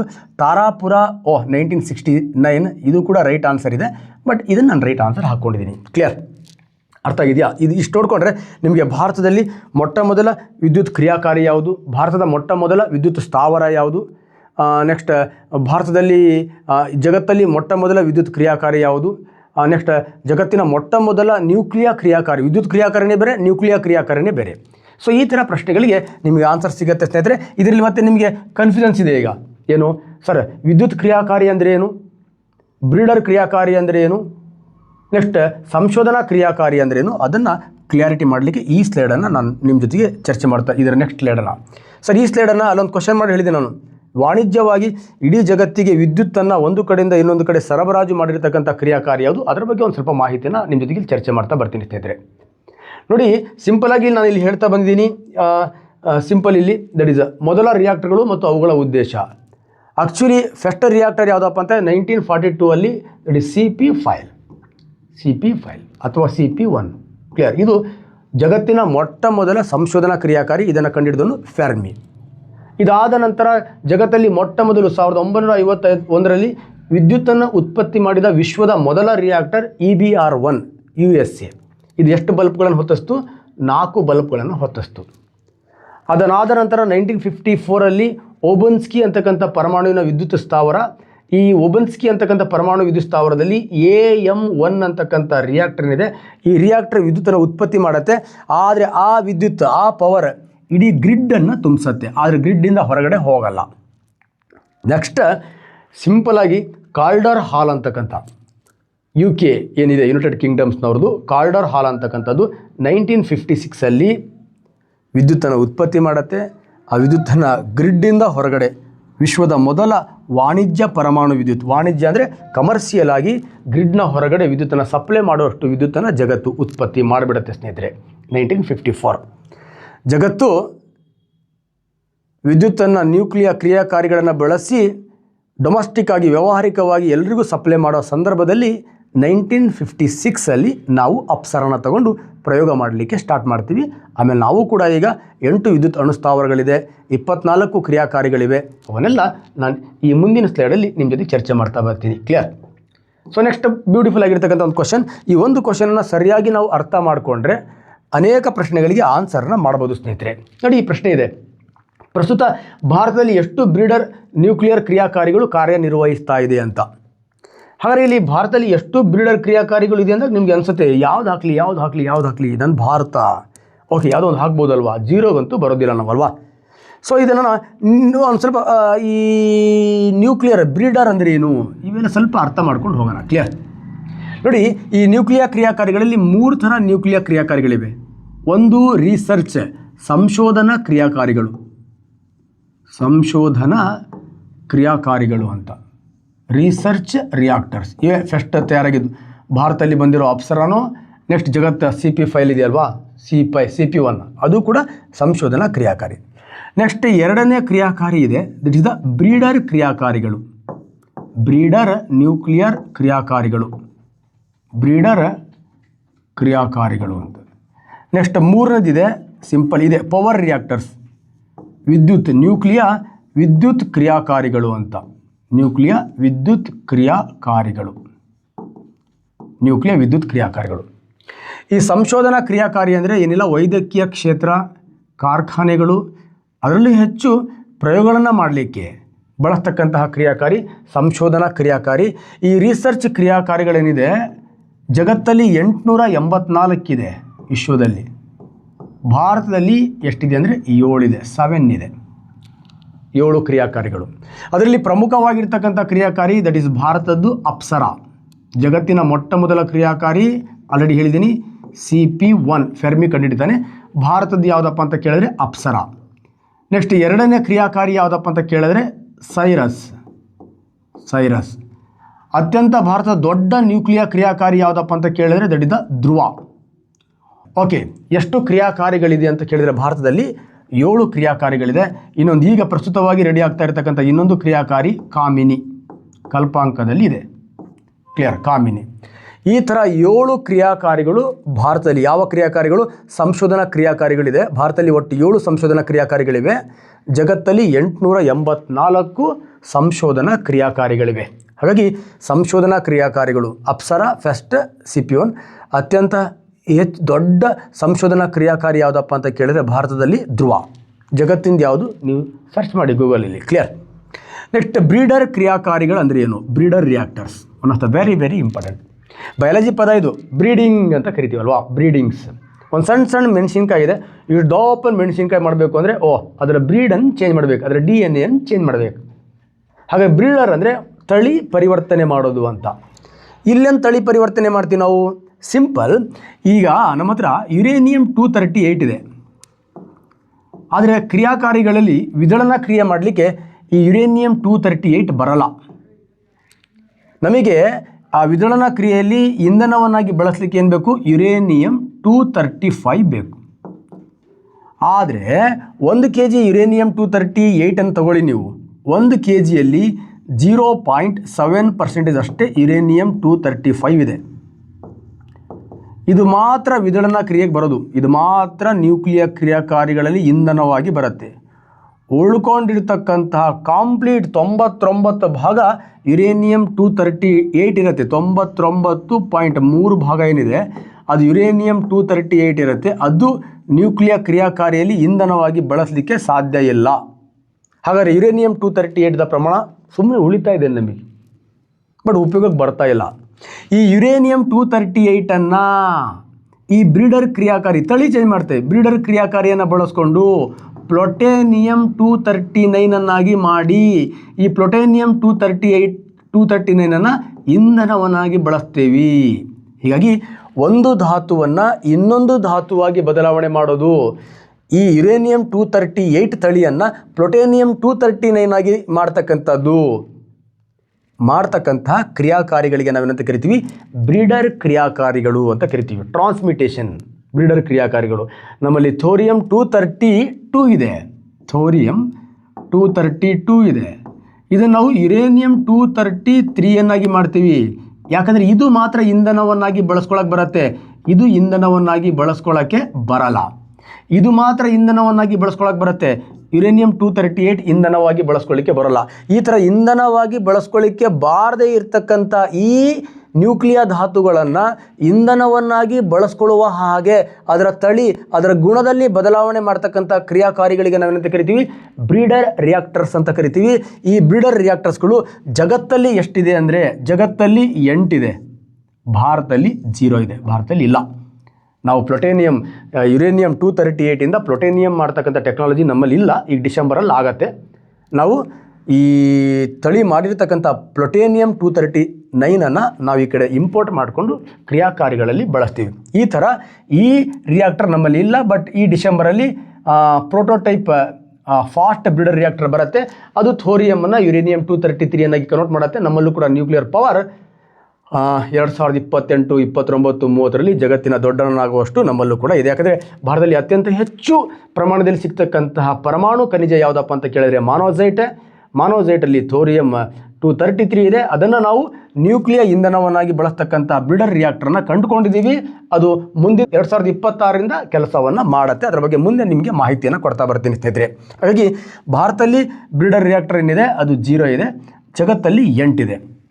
ನೆಕ್ಸ್ಟ್, ಜಗತ್ತಲ್ಲಿ ವಿದ್ಯುತ್ ಕ್ರಿಯಾಕಾರಿಗಳು, ನ್ಯೂಕ್ಲಿಯರ್ ಪವರ್ ರಿಯಾಕ್ಟರ್ಸ್, ವಿದ್ಯುತ್ತನ್ನು ಉತ್ಪತ್ತಿ ಮಾಡ್ತಕ್ಕಂಥ ಕ್ರಿಯಾಕಾರಿಗಳು, ಅದು ಗ್ರಾಫೈಟ್ದೇ ಇರ್ಬೋದು, ಹೆವಿ ವಾಟರ್ದೇ ಇರ್ಬೋದು, ಆರ್ ಕಾಮನ್ ವಾಟರ್ದೇ ಇರ್ಬೋದು. ಆ ವಿದ್ಯುತ್ ಕ್ರಿಯಾಕಾರಿಗಳು ಜಗತ್ತಲ್ಲಿ ಎಷ್ಟಿದೆ ಅಂದರೆ 416 ಇದೆ, ಕೆಲವು ಜಾಗದಲ್ಲಿ 420 ಇದೆ, ಕೆಲವು ಜಾಗದಲ್ಲಿ 430 ಇದೆ. ಈ ಥರ ಜಗತ್ತಲ್ಲಿ ವಿಶ್ವದಲ್ಲಿ 416 ಕ್ರಿಯಾಕಾರಿಗಳಿದೆ. ಭಾರತದಲ್ಲಿ 24 ಕ್ರಿಯಾಕಾರಿಗಳಿದೆ. ಈ ವರ್ಷದ ನಂತರ 25 ರಿಯಾಕ್ಟರ್ಸ್ಗಳಾಗತ್ತೆ. ಹಾಗಾಗಿ ಭಾರತದಲ್ಲಿ 24 ನ್ಯೂಕ್ಲಿಯರ್ ಕ್ರಿಯಾಕಾರಿಗಳಿವೆ. ಭಾರತದಲ್ಲಿ 0 ಬ್ರೀಡರ್ ಕ್ರಿಯಾಕಾರಿಗಳಿವೆ. ಭಾರತದಲ್ಲಿ 7 ಸಂಶೋಧನಾ ಕ್ರಿಯಾಕಾರಿಗಳಿವೆ. ಇದು ಈಸಿಯಾಗಿ ನೆನಪಿಟ್ಕೊಳ್ಳಿ. 7, 0, 24 ಇದು ಸಂಶೋಧನಾ ಕ್ರಿಯಾಕಾರಿ, ಇದು ಬ್ರೀಡರ್ ಕ್ರಿಯಾಕಾರಿ, ಇದು ವಿದ್ಯುತ್ ಕ್ರಿಯಾಕಾರಿ, ಪವರ್ ರಿಯಾಕ್ಟರ್ಸ್. ಈ ನಂಬರ್ಗಳನ್ನು ಸರಿಯಾಗಿ ನೋಡ್ಕೊಳ್ಳಿ. ಅದ್ರ ಜೊತೆಗೆ ಜಗತ್ತಿನ ನಂಬರನ್ನು ಕೂಡ ಒಂದ್ಸತಿ ನೋಡ್ಕೊಳ್ಳಿ. ಇನ್ನೂ ಏನಾದ್ರು ಡೌಟ್ ಇತ್ತು ಅಂದರೆ ಕಮೆಂಟ್ ಮಾಡಿ, ಮುಂದಿನ ಕ್ಲಾಸಲ್ಲಿ ಸಿಗ್ತೀನಿ. ಸಿಂಪಲ್. ಪ್ರಸ್ತುತ ಭಾರತದಲ್ಲಿ ಎಷ್ಟು ಬ್ರೀಡರ್ ಕ್ರಿಯಾಕಾರಿಗಳಿವೆ ಅಂದರೆ ನಮ್ಮಲ್ಲಿ ಬ್ರೀಡರ್ ಕ್ರಿಯಾಕಾರಿಗಳು ಇಲ್ಲ. ಬಟ್ ಏನೋ ಒಂದು ಈಗ ಆಗತ್ತಂತ ಹೇಳಿದ್ರಲ್ಲ ಸರ್, ಏನೋ ಒಂದು ಆಗತ್ತೆ, ಅದನ್ನು ನೋಡ್ಕೊಳ್ಳಿ. ಭಾರತದ ಮೊಟ್ಟ ಮೊದಲ ಪ್ರೋಟೋಟೈಪ್ ಫಾಸ್ಟ್ ಬ್ರೀಡರ್ ರಿಯಾಕ್ಟರ್ ನಮ್ಮ ತಮಿಳುನಾಡಲ್ಲ ಕಲ್ಪಾಂಕಂನಲ್ಲಿ ಬ್ಯೂಟಿಫುಲ್ ಆಗಿ ರೆಡಿಯಾಗಿದೆ. ಇದೇ 20 ಡಿಸೆಂಬರ್ 2025 ಲಾಂಚ್ ಆಗುತ್ತೆ ಸ್ನೇಹಿತರೆ. ಓಕೆ, ಹಾಗಾಗಿ ನಮ್ಮಲ್ಲೂ ಕೂಡ ಬ್ರೀಡರ್ ರಿಯಾಕ್ಟರ್ ಏನಾಗಿದೆ, ಬ್ಯೂಟಿಫುಲ್ ಆಗಿರ್ತಕ್ಕಂಥ ಆವಿಷ್ಕಾರ ಆಗಿದೆ. ನೆಕ್ಸ್ಟ್ ಕ್ವಶನ್, ನ್ಯೂಕ್ಲಿಯರ್ ವಿದ್ಯುತ್ ಕ್ರಿಯಾಕಾರಿಗಳು ಈ ಕೆಳಕಂಡ ಯಾವ ತತ್ವದ ಮೇಲೆ ಕೆಲಸವನ್ನು ಮಾಡುತ್ತೆ ಅಂತ. ನ್ಯೂಕ್ಲಿಯರ್ ವಿದ್ಯುತ್ ಕ್ರಿಯಾಕಾರಿಗಳು ಈ ಕೆಳಕಂಡ ಯಾವ ತತ್ವದ ಮೇಲೆ ಕೆಲಸವನ್ನು ಮಾಡುತ್ತೆ? ಒಂದು ಸಿಂಪಲ್ ಕ್ವಶನ್. ಆಲ್ರೆಡಿ ಹೇಳಿದ್ವಿ ನಾವು, ನ್ಯೂಕ್ಲಿಯರ್ ಕ್ರಿಯಾಕಾರಿಗಳು ಯಾವ ತತ್ವದ ಮೇಲೆ ಕೆಲಸವನ್ನು ಮಾಡುತ್ತೆ. ನೋಡಿ, ಭಾರವಾಗಿರ್ತಕ್ಕಂತಹ ನ್ಯೂಕ್ಲಿಯಸ್ ಪ್ರೋಟಾನ್ ಮತ್ತು ನ್ಯೂಟ್ರಾನ್ ಎರಡು ಹೋಳುಗಳಾಗಿ ಹೊಡೆದು ಬೃಹತ್ ಪ್ರಮಾಣದ ಶಕ್ತಿಯನ್ನು ಬಿಡುಗಡೆ ಮಾಡುತ್ತೆ. ಅಲ್ಲೊಂದು ಪ್ರಶ್ನೆ ಬರಲಿ ನಿಮಗೆ, ಭಾರವಾದ ನ್ಯೂಕ್ಲಿಯಸ್ ಹೆಂಗೆ ಹೊಡೆಯುತ್ತೆ? ಏನು ಸುತ್ತಿಗೆ ತೊಗೊಂಡು ಹೊಡಿಬೇಕಾ, ಅಥವಾ ಅದರ ಮೇಲೆ ಏನಾದ್ರು ಬೆಂಕಿ ಹಾಯಿಸ್ಬೇಕಾ, ಅಥವಾ ಅದಕ್ಕೆ ಹೊಡಿಲಿಕ್ಕೆ ನಮ್ಮ ಹತ್ರ ಏನಾದ್ರು ದೊಡ್ಡ ವೆಪನ್ಸ್ಗಳು ಬಾಣ ಬಿಡಬೇಕಾ ಅಂತ. ನೋಡಿ, ಯಾವುದೇ ಭೌತ ಪರಿಮಾಣಗಳಿಗೆ ಈ ನ್ಯೂಕ್ಲಿಯಸ್ಗಳು ಹೊಡೆಯೋದಿಲ್ಲ. ಹಾಗಾದ್ರೆ ಈ ನ್ಯೂಕ್ಲಿಯಸನ್ನು ಹೊಡಿಬೇಕು ಅಂದರೆ ನಮ್ಮ ಹತ್ರ ಒಂದು ನ್ಯೂಟ್ರಾನ್ ಇರಬೇಕು, ಮಂದ ನ್ಯೂಟ್ರಾನಿಂದ ಈ ನ್ಯೂಕ್ಲಿಯಸನ್ನು ಹೊಡಿಬೇಕು. ಒಂದು ನ್ಯೂಟ್ರಾನಿಂದ ಹೊಡೆದಾಗ ಆಲ್ರೆಡಿ ಯುರೇನಿಯಂ ಅಂತಕ್ಕಂಥದ್ದನ್ನು ತಗೊಂಡ್ರೆ ಇಲ್ಲಿ 92 ಪ್ರೋಟಾನ್ಸ್ ಇರುತ್ತೆ, 143 ನ್ಯೂಟ್ರಾನ್ಸ್ ಇರುತ್ತೆ. ನೋಡಿ ಎಷ್ಟು ಮಿಕ್ಕಿದಾವೆ. 48 ನ್ಯೂಟ್ರಾನ್ಗಳು, 49 ನ್ಯೂಟ್ರಾನ್ಗಳು ಹೆಚ್ಚಿಗೆ ಅದಾವೆ ಇದರಲ್ಲಿ. ಈ ಥರ ಅಸ್ಥಿರ ಪರಮಾಣುವಿನ ಬೀಜ ಭಾರವಾಗಿರ್ತಕ್ಕಂಥ ಈ ನ್ಯೂಕ್ಲಿಯಸ್ಗೆ ಮಂದ ನ್ಯೂಟ್ರಾನಿಂದ ಹೊಡೆದಾಗ, ಒಂದು ನ್ಯೂಟ್ರಾನಿಂದ ಹೊಡೆದಾಗ ಪಟ್ ಅಂತ 2 ಹೋಳುಗಳಾಗತ್ತೆ. ತನ್ನಷ್ಟಕ್ಕೆ ತಾನೇ 2 ನ್ಯೂಟ್ರಾನ್ಗಳನ್ನು ಏನು ಮಾಡುತ್ತೆ, ಹೊರಗಡೆ ಹಾಕ್ಕೊಳ್ಳುತ್ತೆ. ಆ ನ್ಯೂಟ್ರಾನ್ಗಳನ್ನು ಬಳಸ್ಕೊಂಡು ತನ್ನಷ್ಟಕ್ಕೆ ತಾನೇ ಮತ್ತದು ಹೊಡಿತಾ ಹೋಗುತ್ತೆ. ಆ ನ್ಯೂಟ್ರಾನ್ಗಳನ್ನು ಬಳಸ್ಕೊಂಡು ತನ್ನಷ್ಟಕ್ಕೆ ತಾನೇ ಹೊಡಿತಾ ಹೋಗುತ್ತೆ. ನೋಡಿ, ಒಂದು ಭಾರವಾಗಿರ್ತಕ್ಕಂಥ ಪರಮಾಣು ಬೀಜ 2 ಹೋಳುಗಳಾಗಿ ಹೊಡೆಯೋದನ್ನು ವಿದಳನ ಕ್ರಿಯೆ ಅಂತ ಕರಿತೀವಿ. ಆ ವಿದಳನ ಕ್ರಿಯೆ ತನ್ನಷ್ಟಕ್ಕೆ ತಾನೇ ಮುಂದುವರೆದ್ರೆ ಅದಕ್ಕೆ ನಾವು ಸರಪಳಿ ಚೈನ್ ರಿಯಾಕ್ಷನ್ ಅಂತ ಕರಿತೀವಿ. ಅದನ್ನು ಸರಪಳಿ ಕ್ರಿಯೆ ಅಂತ ಕರಿತೀವಿ. ಸರಪಳಿ ಕ್ರಿಯೆ. ಓಕೆ, ಮುಂದುವರೆದ ಕಂಟಿನ್ಯೂಯಸ್ ಫಿಷನ್, ಮುಂದುವರೆದ ವಿದಳನ ಕ್ರಿಯೆಯನ್ನು ನಾವೇನಂತ ಕರಿತೀವಿ, ಸರಪಳಿ ಕ್ರಿಯೆ ಅಂತ ಕರಿತೀವಿ. ಈ ಥರ ಸರಪಳಿ ಕ್ರಿಯೆಯಿಂದ ಈ ಭಾರವಾಗಿರ್ತಕ್ಕಂಥ ಪರಮಾಣುವಿನ ಬೀಜ ಹೊಡೆದು ಬೃಹತ್ ಪ್ರಮಾಣದ ಶಕ್ತಿಯನ್ನು ಬಿಡುಗಡೆ ಮಾಡ್ತಾ ಹೋಗುತ್ತೆ. ಈ ಸರಪಳಿ ಕ್ರಿಯೆಯನ್ನು ಕಂಟ್ರೋಲ್ ಮಾಡದೇ ಇದ್ದರೆ ಅದನ್ನು ಅನಿಯಂತ್ರಿತ ಅಂತ ಕರಿತೀವಿ. ಅನಿಯಂತ್ರಿತ ಸರಪಳಿ ಕ್ರಿಯೆ ಅಂತ ಕರಿತೀವಿ. ಈ ಅನಿಯಂತ್ರಿತ ಸರಪಳಿ ಕ್ರಿಯೆ ಎಲ್ಲಿ ನಡೆಯುತ್ತೆ ಅಂದರೆ ಸಿಂಪಲ್ ಅಣು ಬಾಂಬ್ಗಳಲ್ಲಿ ಉತ್ಪತ್ತಿ ಆಗುತ್ತೆ. ಆಟೋಮಿಕ್ ಬಾಂಬ್ ಒಂದು ಸತಿ ಹಾಕಿದರೆ ಯಾವ ಕಾರಣಕ್ಕೂ ಸ್ಟಾಪ್ ಮಾಡೋಕ್ಕಾಗಲ್ಲ, ಅಲ್ಲಿ ಸುಟ್ಟು ಹೋತು ಅಂತಲೇ ಅರ್ಥ. ಹಾಗಾದರೆ ಆಟೋಮಿಕ್ ಬಾಂಬ್ಗಳು, ನ್ಯೂಕ್ಲಿಯರ್ ಬಾಂಬ್ಗಳು ಯಾವ ತತ್ವದ ಆಧಾರದ ಮೇಲೆ ಕೆಲಸ ಮಾಡುತ್ತೆ ಅಂದರೆ ಅನಿಯಂತ್ರಿತ ಸರಪಳಿ ಕ್ರಿಯೆ ತತ್ವದ ಆಧಾರದ ಮೇಲೆ ಕೆಲಸ ಮಾಡುತ್ತೆ. ಈ ಥರ ಬಾಂಬನ್ನು ಕಂಡು ಹಿಡ್ಕೊಂಡ್ಬಿಟ್ವಿ ನಾವು. ಇದಾದ ನಂತರ ವಿಜ್ಞಾನಿಗಳಿಗೆ ಬಂತು, ಈ ಪಾಪಿ ಎನರ್ಜಿಯನ್ನು ಹೊರಗಡೆ ಹಾಕ್ತಕ್ಕಂಥ ಈ ಬಾಂಬ್ ಇದೇನಿದೆಯಲ್ವಾ, ಈ ಬಾಂಬ್ ಸರಪಳಿ ಅಂದರೆ ಅನಿಯಂತ್ರಿತ ಸರಪಳಿ, ಅನ್ಕಂಟ್ರೋಲ್ಡ್ ಚೈನ್ ರಿಯಾಕ್ಷನ್ ಮೇಲೆ ಕೆಲಸ ಮಾಡುತ್ತಲ್ವ, ಇದನ್ನು ಕಂಟ್ರೋಲ್ಡ್ ಮಾಡಿ ಈ ಉಷ್ಣವನ್ನು ಬಳಸ್ಕೊಂಡು ನಾವು ಏನಾದರೂ ಶಾಂತಿಗಾಗಿ ಏನಾದರೂ ಕೆಲಸ ಮಾಡ್ಬೋದಾ ಅಂತ ಪ್ರಯೋಗಗಳು ನಡೀತು. ಈ ಥರ ಪ್ರಯೋಗಗಳು ನಡೆದಾಗ ಅನಿಯಂತ್ರಿತ ಸರಪಳಿ ಕ್ರಿಯೆಯನ್ನು ವಿಜ್ಞಾನಿಗಳು ಏನು ಮಾಡಿದ್ರು ಅಂದರೆ ಕಂಡುಹಿಡಿದ್ರು, ಅದನ್ನು ಕಂಟ್ರೋಲ್ ಮಾಡ್ಬೋದು ಅಂತ. ಆ ಕಂಟ್ರೋಲ್ ಮಾಡೋದನ್ನು ನಾವೇನಂತ ಕರಿತೀವಿ, ನಿಯಂತ್ರಿತ ಸರಪಳಿ ಕ್ರಿಯೆ ಅಂತ ಕರಿತೀವಿ. ನಿಯಂತ್ರಿತ ಸರಪಳಿ ಕ್ರಿಯೆ. ಹಾಗಾದರೆ ನಿಯಂತ್ರಿತ ಸರಪಳಿ ಕ್ರಿಯೆ ಅಂದರೆ ಅದು ಹೆಂಗೆ ಮಾಡ್ತೀವಿ ಸರ್? ಸಿಂಪಲ್, ಏನಿಲ್ಲ. ಒಂದು ಭಾರವಾಗಿರ್ತಕ್ಕಂಥ ಪರಮಾಣುವಿನ ಬೀಜ ಏನಿದೆ ಅದನ್ನು ನ್ಯೂಟ್ರಾನಿಂದ ಹೊಡಿತೀವಿ. ಆ ನ್ಯೂಟ್ರಾನನ್ನು ಬಳಸ್ಕೊಂಡು ಇಲ್ಲಿ ಅದು 2 ಹೋಳುಗಳಾಗತ್ತೆ. ತನ್ನಲ್ಲಿರ್ತಕ್ಕಂತಹ ನ್ಯೂಟ್ರಾನ್ಗಳನ್ನು ಬಳಸ್ಕೊಂಡು ಪಟ ರಿಲೀಸ್ ಆಗ್ತಾ ಇರುತ್ತೆ. ಇದನ್ನು ಸ್ವಲ್ಪ ಸೂಕ್ಷ್ಮವಾಗಿ ಗಮನಿಸಿ. ಈ ಭಾರವಾಗಿರ್ತಕ್ಕಂಥ ಬೀಜ ಹೊಡಿಲಿಕ್ಕೆ ನ್ಯೂಟ್ರಾನ್ ಬೇಕು. ಇದು ಹೊಡಿಲಿಕ್ಕೆ ತನ್ನಲ್ಲಿರೋ ನ್ಯೂಟ್ರಾನ್ಗಳನ್ನೇ ಬಳಸ್ಕೊಂಡು ಹೊಡೆಯುತ್ತೆ. ಇದು ಹೊಡಿಲಿಕ್ಕೆ ತನ್ನಲ್ಲಿರೋ ನ್ಯೂಟ್ರಾನ್ಗಳನ್ನೇ ಬಳಸ್ಕೊಂಡು ಹೊಡೆಯುತ್ತೆ. ಹಾಗಾದರೆ ಈ ಸರಪಳಿ ಕ್ರಿಯೆಯನ್ನು ಸ್ಟಾಪ್ ಮಾಡಬೇಕಂದ್ರೆ ನಾವು ಹೆಂಗೆ ಸ್ಟಾಪ್ ಮಾಡೋದು? ಈಗೇನು ಇದು ಬಿಡುಗಡೆ ಆಗ್ತಕ್ಕಂಥ ನ್ಯೂಟ್ರಾನ್ಗಳಿದೆ, ಈ ನ್ಯೂಟ್ರಾನ್ ಇಲ್ಲದ ಹಾಗೆ ಮಾಡಿಬಿಟ್ರೆ, ಈ ನ್ಯೂಟ್ರಾನ್ ಇಲ್ಲದ ಹಾಗೆ ಮಾಡಿಬಿಟ್ರೆ, ಈ ನ್ಯೂಟ್ರಾನ್ ಇಲ್ಲದ ಹಾಗೆ ಮಾಡಿಬಿಟ್ರೆ ಸರಪಳಿ ಕ್ರಿಯೆ ಏನಾಗುತ್ತೆ? ಇಲ್ಲೇ ಸ್ಟಾಪ್ ಆಗಿಬಿಡತ್ತೆ. ಸರ್, ಒಳಗಡೆಯಿಂದ ಬರೋ ನ್ಯೂಟ್ರಾನ್ಗಳನ್ನು ಇಲ್ಲದ ಹಾಗೆ ಹೇಗೆ ಮಾಡೋದು? ಎಸ್, ಆ ಸರಪಳಿ ಕ್ರಿಯೆಯಲ್ಲಿ ಆ ಪರಮಾಣುವಿನ ಬೀಜ ಕೇಂದ್ರ ಹೊಡೆದಾಗ ಏನು ಹೊರಗಡೆ ಬರ್ತಕ್ಕಂಥ ನ್ಯೂಟ್ರಾನ್ಗಳು ಮತ್ತದು ಹೊಡೆಯೋ ಮುಂಚೆನೇ ಅದನ್ನು ಹೀರ್ಕೊಳ್ತಕ್ಕಂಥ ರಾಡ್ಗಳನ್ನು ಫಿಕ್ಸ್ ಮಾಡ್ತಾರೆ. ಅದನ್ನು ನ್ಯೂಟ್ರಾನ್ಗಳನ್ನು ಹೀರ್ಕೊಳ್ಳೋ ರಾಡ್ಸ್, ನ್ಯೂಟ್ರಾನ್ಗಳನ್ನು ಇಲ್ಲದ ಹಾಗೆ ಮಾಡೋ ರಾಡ್ಸ್. ನ್ಯೂಟ್ರಾನ್ಗಳನ್ನು ಇಲ್ಲದ ಹಾಗೆ ಮಾಡೋದು, ನ್ಯೂಟ್ರಾನ್ಗಳನ್ನು ಹೀರ್ಕೊಳ್ಳೋದ್ರಿಂದ ಸರಪಳಿ ಕ್ರಿಯೆ ಏನಾಗುತ್ತೆ? ಸ್ಟಾಪ್ ಆಗತ್ತೆ. ಆ ಸರಪಳಿ ಕ್ರಿಯೆ ಸ್ಟಾಪ್ ಆಗೋದನ್ನೇ ನಿಯಂತ್ರಿತ ಸರಪಳಿ ಕ್ರಿಯೆ ಅಂತ ಕರಿತೀವಿ. ಈ ಥರ ಸರಪಳಿ ಕ್ರಿಯೆಯನ್ನು ನಿಯಂತ್ರಿಸಿ ಈ ಉಷ್ಣವನ್ನು ಬಳಸ್ಕೊಂಡು ವಿದ್ಯುತ್ತನ್ನು ಉತ್ಪತ್ತಿ ಮಾಡ್ತಕ್ಕಂಥ ಒಂದು ಬ್ಯೂಟಿಫುಲ್ ಸಾಧನವೇ ನ್ಯೂಕ್ಲಿಯ ಕ್ರಿಯಾಕಾರಿ. ನ್ಯೂಕ್ಲಿಯ ಕ್ರಿಯಾಕಾರಿ ಅರ್ಥ ಆಗಿದೆ ಅಂತ ಅನ್ಕೋತೀನಿ. ನ್ಯೂಕ್ಲಿಯ ಕ್ರಿಯಾಕಾರಿ. ಹಾಗಾದರೆ ಇಲ್ಲಿ ಕೇಳಿರೋದು ನ್ಯೂಕ್ಲಿಯ ವಿದ್ಯುತ್ ಕ್ರಿಯಾಕಾರಿಗಳು ಯಾವ ತತ್ವದ ಆಧಾರದ ಮೇಲೆ ಕೆಲಸ ಮಾಡುತ್ತೆ ಅಂದರೆ ಸಿಂಪಲ್ ನಿಯಂತ್ರಿತ ಸರಪಳಿ ಕ್ರಿಯೆ ತತ್ವದ ಆಧಾರದ ಮೇಲೆ ಕೆಲಸ ಮಾಡುತ್ತೆ. ಇನ್ ಕೇಸ್ ಪರಮಾಣು ಬಾಂಬ್ ಅಂತ ಹೇಳಿದ್ರೆ ಅನಿಯಂತ್ರಿತ ಸರಪಳಿ ಕ್ರಿಯೆ ಮೇಲೆ ತತ್ವ, ಅನಿಯಂತ್ರಿತ ಸರಪಳಿ ಕ್ರಿಯೆ ಮೇಲೆ ಏನು ಮಾಡುತ್ತೆ? ಕೆಲಸವನ್ನು ಮಾಡುತ್ತೆ. ಅಥವಾ ಮುಂದುವರೆದ ವಿದಳನ ಕ್ರಿಯೆಯನ್ನು ಏನಂತ ಕರೀತಾರೆ? ಸರಪಳಿ ಕ್ರಿಯೆ ಅಂತ ಕರೀತಾರೆ.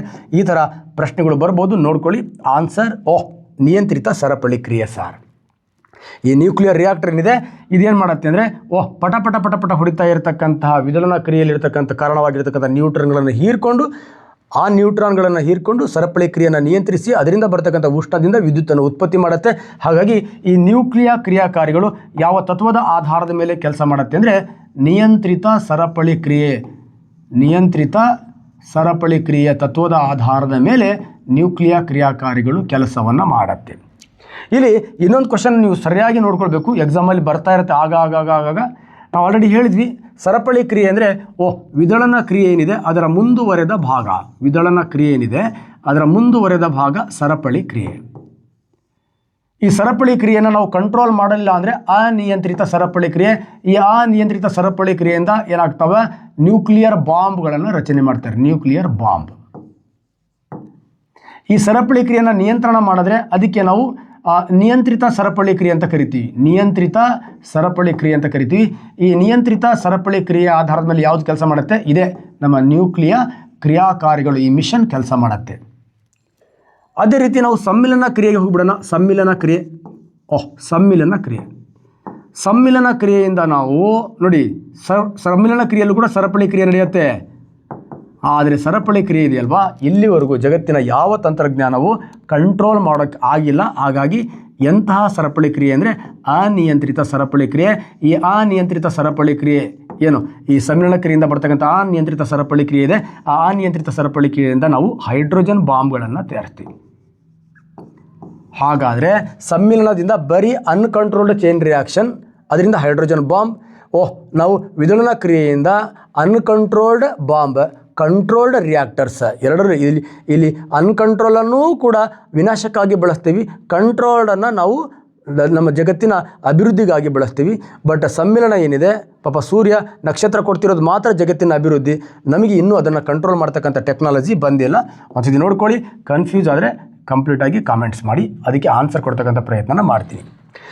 ನ್ಯೂಕ್ಲಿಯರ್ ವಿದ್ಯುತ್ ಕ್ರಿಯಾಕಾರಿಗಳಲ್ಲಿ ಕ್ರಿಯಾಕಾರಿಗಳಲ್ಲಿ ಬಳಸುವ ಇಂಧನ ಯಾವುದು ಅಂತ ಇದನ್ನು ಒಂದು 15 ದಿವಸದ ಹಿಂದ್ಗಡೆ ನಾನು ಒಂದು ವಿಡಿಯೋ ಮಾಡಿದ್ದೀನಿ. ಆ ವಿಡಿಯೋದಲ್ಲಿ ಹೇಳಿದ್ದೀನಿ, ಒಂದ್ಸತಿ ನೋಡ್ಕೊಳ್ಳಿ. ದಟ್ ಇಸ್ ದ ಬ್ಯೂಟಿಫುಲ್ ಆಗಿರ್ತಕ್ಕಂಥ ಆನ್ಸರ್. ಎಲ್ಲವೂ ನ್ಯೂಕ್ಲಿಯ ಕ್ರಿಯಾಕಾರಿಗಳಲ್ಲಿ ಈ ಕೆಳಕಂಡ ಯಾವ ಇಂಧನಗಳನ್ನು ಬಳಸ್ತಾ ಇದೀವಿ ಅಂದರೆ ಎಲ್ಲ ಇಂಧನಗಳನ್ನು ಬಳಸ್ತಾ ಇದ್ದೀವಿ. ಆದರೂ ಇದರಲ್ಲೂ ಕೂಡ ಕಾಂಪಿಟೇಟಿವ್ ಎಕ್ಸಾಮಲ್ಲಿ ಬೇರೆ ಬೇರೆ ಕ್ವಶನ್ ಬರುತ್ತೆ.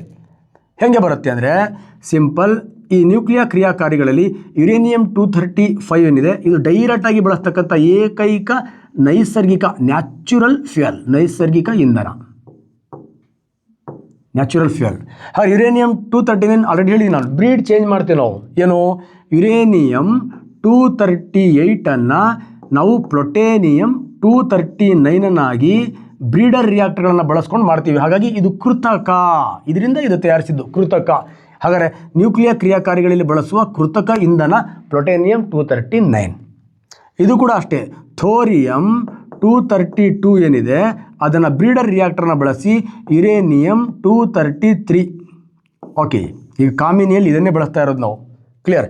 ಈ ಯುರೇನಿಯಂ 233 ಇದು ಕೃತಕವಾಗಿರ್ತಕ್ಕಂಥ ಇಂಧನ. ಯಾವುದರಿಂದ ಬಳಸ್ತೀವಿ? ಥೋರಿಯಮಿಂದ. ಹಾಗಾಗಿ ಇದು ಕೃತಕ, ಇದು ಆರ್ಟಿಫಿಷಿಯಲ್, ಓನ್ಲಿ ಒನ್ ನ್ಯಾಚುರಲ್. ಇದು ಕೂಡ ಎಕ್ಸಾಂಪಲ್ ಕೇಳ್ಬೋದು. In this below which is natural fuel used in our reactors ಅಂತ, ಅಥವಾ ಆರ್ಟಿಫಿಷಿಯಲ್ ಫ್ಯೂಯಲ್ಸ್ ಈ ಥರನೂ ಕೂಡ ಬರ್ಬೋದು. ನೋಡ್ಕೊಳ್ಳಿ, ಇದ್ರ ಬಗ್ಗೆ ಅಲ್ಲಿ ಮಾಹಿತಿ ಕೊಟ್ಟಿದ್ದೀನಿ, ಬಳಸ್ಕೊಳ್ಳಿ ಸ್ನೇಹಿತರೆ. ನೆಕ್ಸ್ಟ್ ಅವನದ ಬ್ಯೂಟಿಫುಲ್ ಆಗಿರ್ತಕ್ಕಂಥ ಕಾನ್ಸೆಪ್ಟಿಗೆ ಎಂಟ್ರಿ ಆಗ್ತಿದ್ದೀವಿ ನಾವೀಗ. ನ್ಯೂಕ್ಲಿಯ ವಿದ್ಯುತ್ ಕ್ರಿಯಾಕಾರಿಗಳಲ್ಲಿ ನ್ಯೂಕ್ಲಿಯ ಕ್ರಿಯೆಗಳನ್ನು ನಿಯಂತ್ರಿಸುವ ಕ್ರಿಯಾಕಾರಿಯ ಘಟಕ ಯಾವುದು ಅಂತ ನೋಡಿ. ಒಂದು ಸ್ವಲ್ಪ ಕ್ಲಿಯರ್ ಎಕ್ಸ್ಪ್ಲನೇಷನ್ ತೊಗೊಂಡ್ರೆ, ಯಾಕಂದರೆ ತುಂಬ ಕಾಂಪಿಟೇಟಿವ್ ಎಕ್ಸಾಮಿಗೆ ಬರ್ತಕ್ಕಂಥ ಹಾಟೆಸ್ಟ್ ಝೋನ್ ಇದು. ಈಗ ನಾನು ಎಕ್ಸ್ಪ್ಲೇನ್ ಮಾಡ್ತೀನಿ ಇಲ್ಲಿ. ಯಾಕಂದರೆ ಇಲ್ಲಿ ನಾನೀಗ ಕಂಟ್ರೋಲಿಂಗ್ ರಾಡ್ಸ್ ಅಂದರೆ ಮಾಡರೇಟರ್ ಅಂದರೆ ಏನು, ಕಂಟ್ರೋಲಿಂಗ್ ರಾಡ್ ಅಂದರೆ ಏನು, ಇವೆಲ್ಲರ ಬಗ್ಗೆ ಕ್ಲಿಯರ್ ಎಕ್ಸ್ಪ್ಲನೇಷನ್ ಕೊಡ್ತೀನಿ ಸ್ನೇಹಿತರೆ. ನೋಡಿ, ಈಗ ನಮಗೆ ಯುರೇನಿಯಂ 238 ಸಿಗುತ್ತೆ, ಆಗಲೇ ಹೇಳಿದ್ದೀನಿ ನಾನು. ಆದರೆ ಯುರೇನಿಯಂ 238 ನಾವು ನೇರವಾಗಿ ವಿದ್ಯುತ್ ಕ್ರಿಯಾಕಾರಿಗಳಲ್ಲಿ ಇಂಧನವಾಗಿ ಬಳಸಲಿಕ್ಕೆ ಆಗಲ್ಲ. ಆವಾಗ ಏನು ಮಾಡ್ತೀವಿ, ಯುರೇನಿಯಂ 238 ಯುರೇನಿಯಂ 235 ಪ್ರಮಾಣನ ಜಾಸ್ತಿ ಮಾಡ್ತಾ ಬರ್ತೀವಿ. ಅದಕ್ಕೆ ಎನ್ರಿಚ್ಮೆಂಟ್ ಯುರೇನಿಯಂ ಅಂತ ಕರಿತೀವಿ, ಪುಷ್ಟೀಕರಿಸಿದ ಯುರೇನಿಯಂ. ಆ ಪುಷ್ಟೀಕರಿಸಿದ ಯುರೇನಿಯಂ 235 ಇದೆಯಲ್ವಾ, ಪುಷ್ಟೀಕರಿಸಿದ ಯುರೇನಿಯಂ 235 ಇದೆಯಲ್ವಾ, ಅದನ್ನು ಗುಳಿಗೆಗಳ ರೂಪದಲ್ಲಿ ಆ ಇಂಧನವನ್ನು ನ್ಯೂಕ್ಲಿಯ ಕ್ರಿಯಾಕಾರಿಯ ಒಳಗಡೆ ಫಿಕ್ಸ್ ಮಾಡ್ತಾ ಬರ್ತೀವಿ.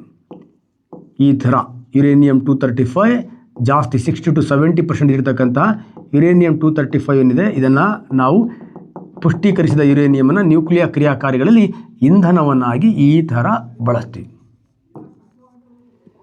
ಈ ಪುಷ್ಟೀಕರಿಸಿದ ಯುರೇನಿಯಮನ್ನು ಈಗ ಮಂದ ನ್ಯೂಟ್ರಾನಿಂದ ಹೊಡೆದ್ಬಿಟ್ರೆ ಗೊತ್ತಿದೆ, 1 ನ್ಯೂಟ್ರಾನಿಂದ ಹೊಡೆದ್ರೆ ಸರಪಳಿ ಕ್ರಿಯೆ ಸ್ಟಾರ್ಟ್ ಆಗುತ್ತೆ. ಸರಪಳಿ ಕ್ರಿಯೆಯಿಂದ ನ್ಯೂಟ್ರಾನ್ಗಳು ಪಟ ಪಟ ಪಟ ಪಟ ಪಟ ಪಟ ಪಟ ನ್ಯೂಟ್ರಾನ್ಗಳು ಬರುತ್ತೆ. ಈ ಥರ ನ್ಯೂಟ್ರಾನ್ಗಳ ವೇಗ ಜಾಸ್ತಿ ಇತ್ತು ಅಂದರೆ ಅಗಾಧ ಪ್ರಮಾಣದ ಶಕ್ತಿ ಮತ್ತು ನ್ಯೂಕ್ಲಿಯ ಕ್ರಿಯಾಕಾರಿ ಹಾಳಾಗಿ ಹೋಗ್ಬಿಡತ್ತೆ.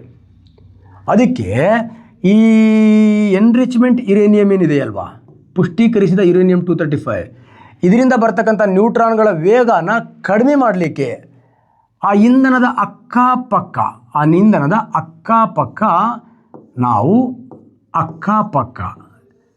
ಏನನ್ನು ಕಡಿಮೆ ಮಾಡಲಿಕ್ಕೆ, ನ್ಯೂಟ್ರಾನ್ಗಳ ವೇಗವನ್ನು ಕಡಿಮೆ ಮಾಡಲಿಕ್ಕೆ ಅದರ ಅಕ್ಕ ಕ್ಲಿಯರ್. ಆ ನ್ಯೂಟ್ರಾನ್ಗಳ ವೇಗವನ್ನು ಮಂದ ಮಾಡಲಿಕ್ಕೆ ನಾವು ಏನನ್ನು ಬಳಸ್ತೀವಿ, ಮಂದಕಾರಿಯನ್ನು ಬಳಸ್ತೀವಿ.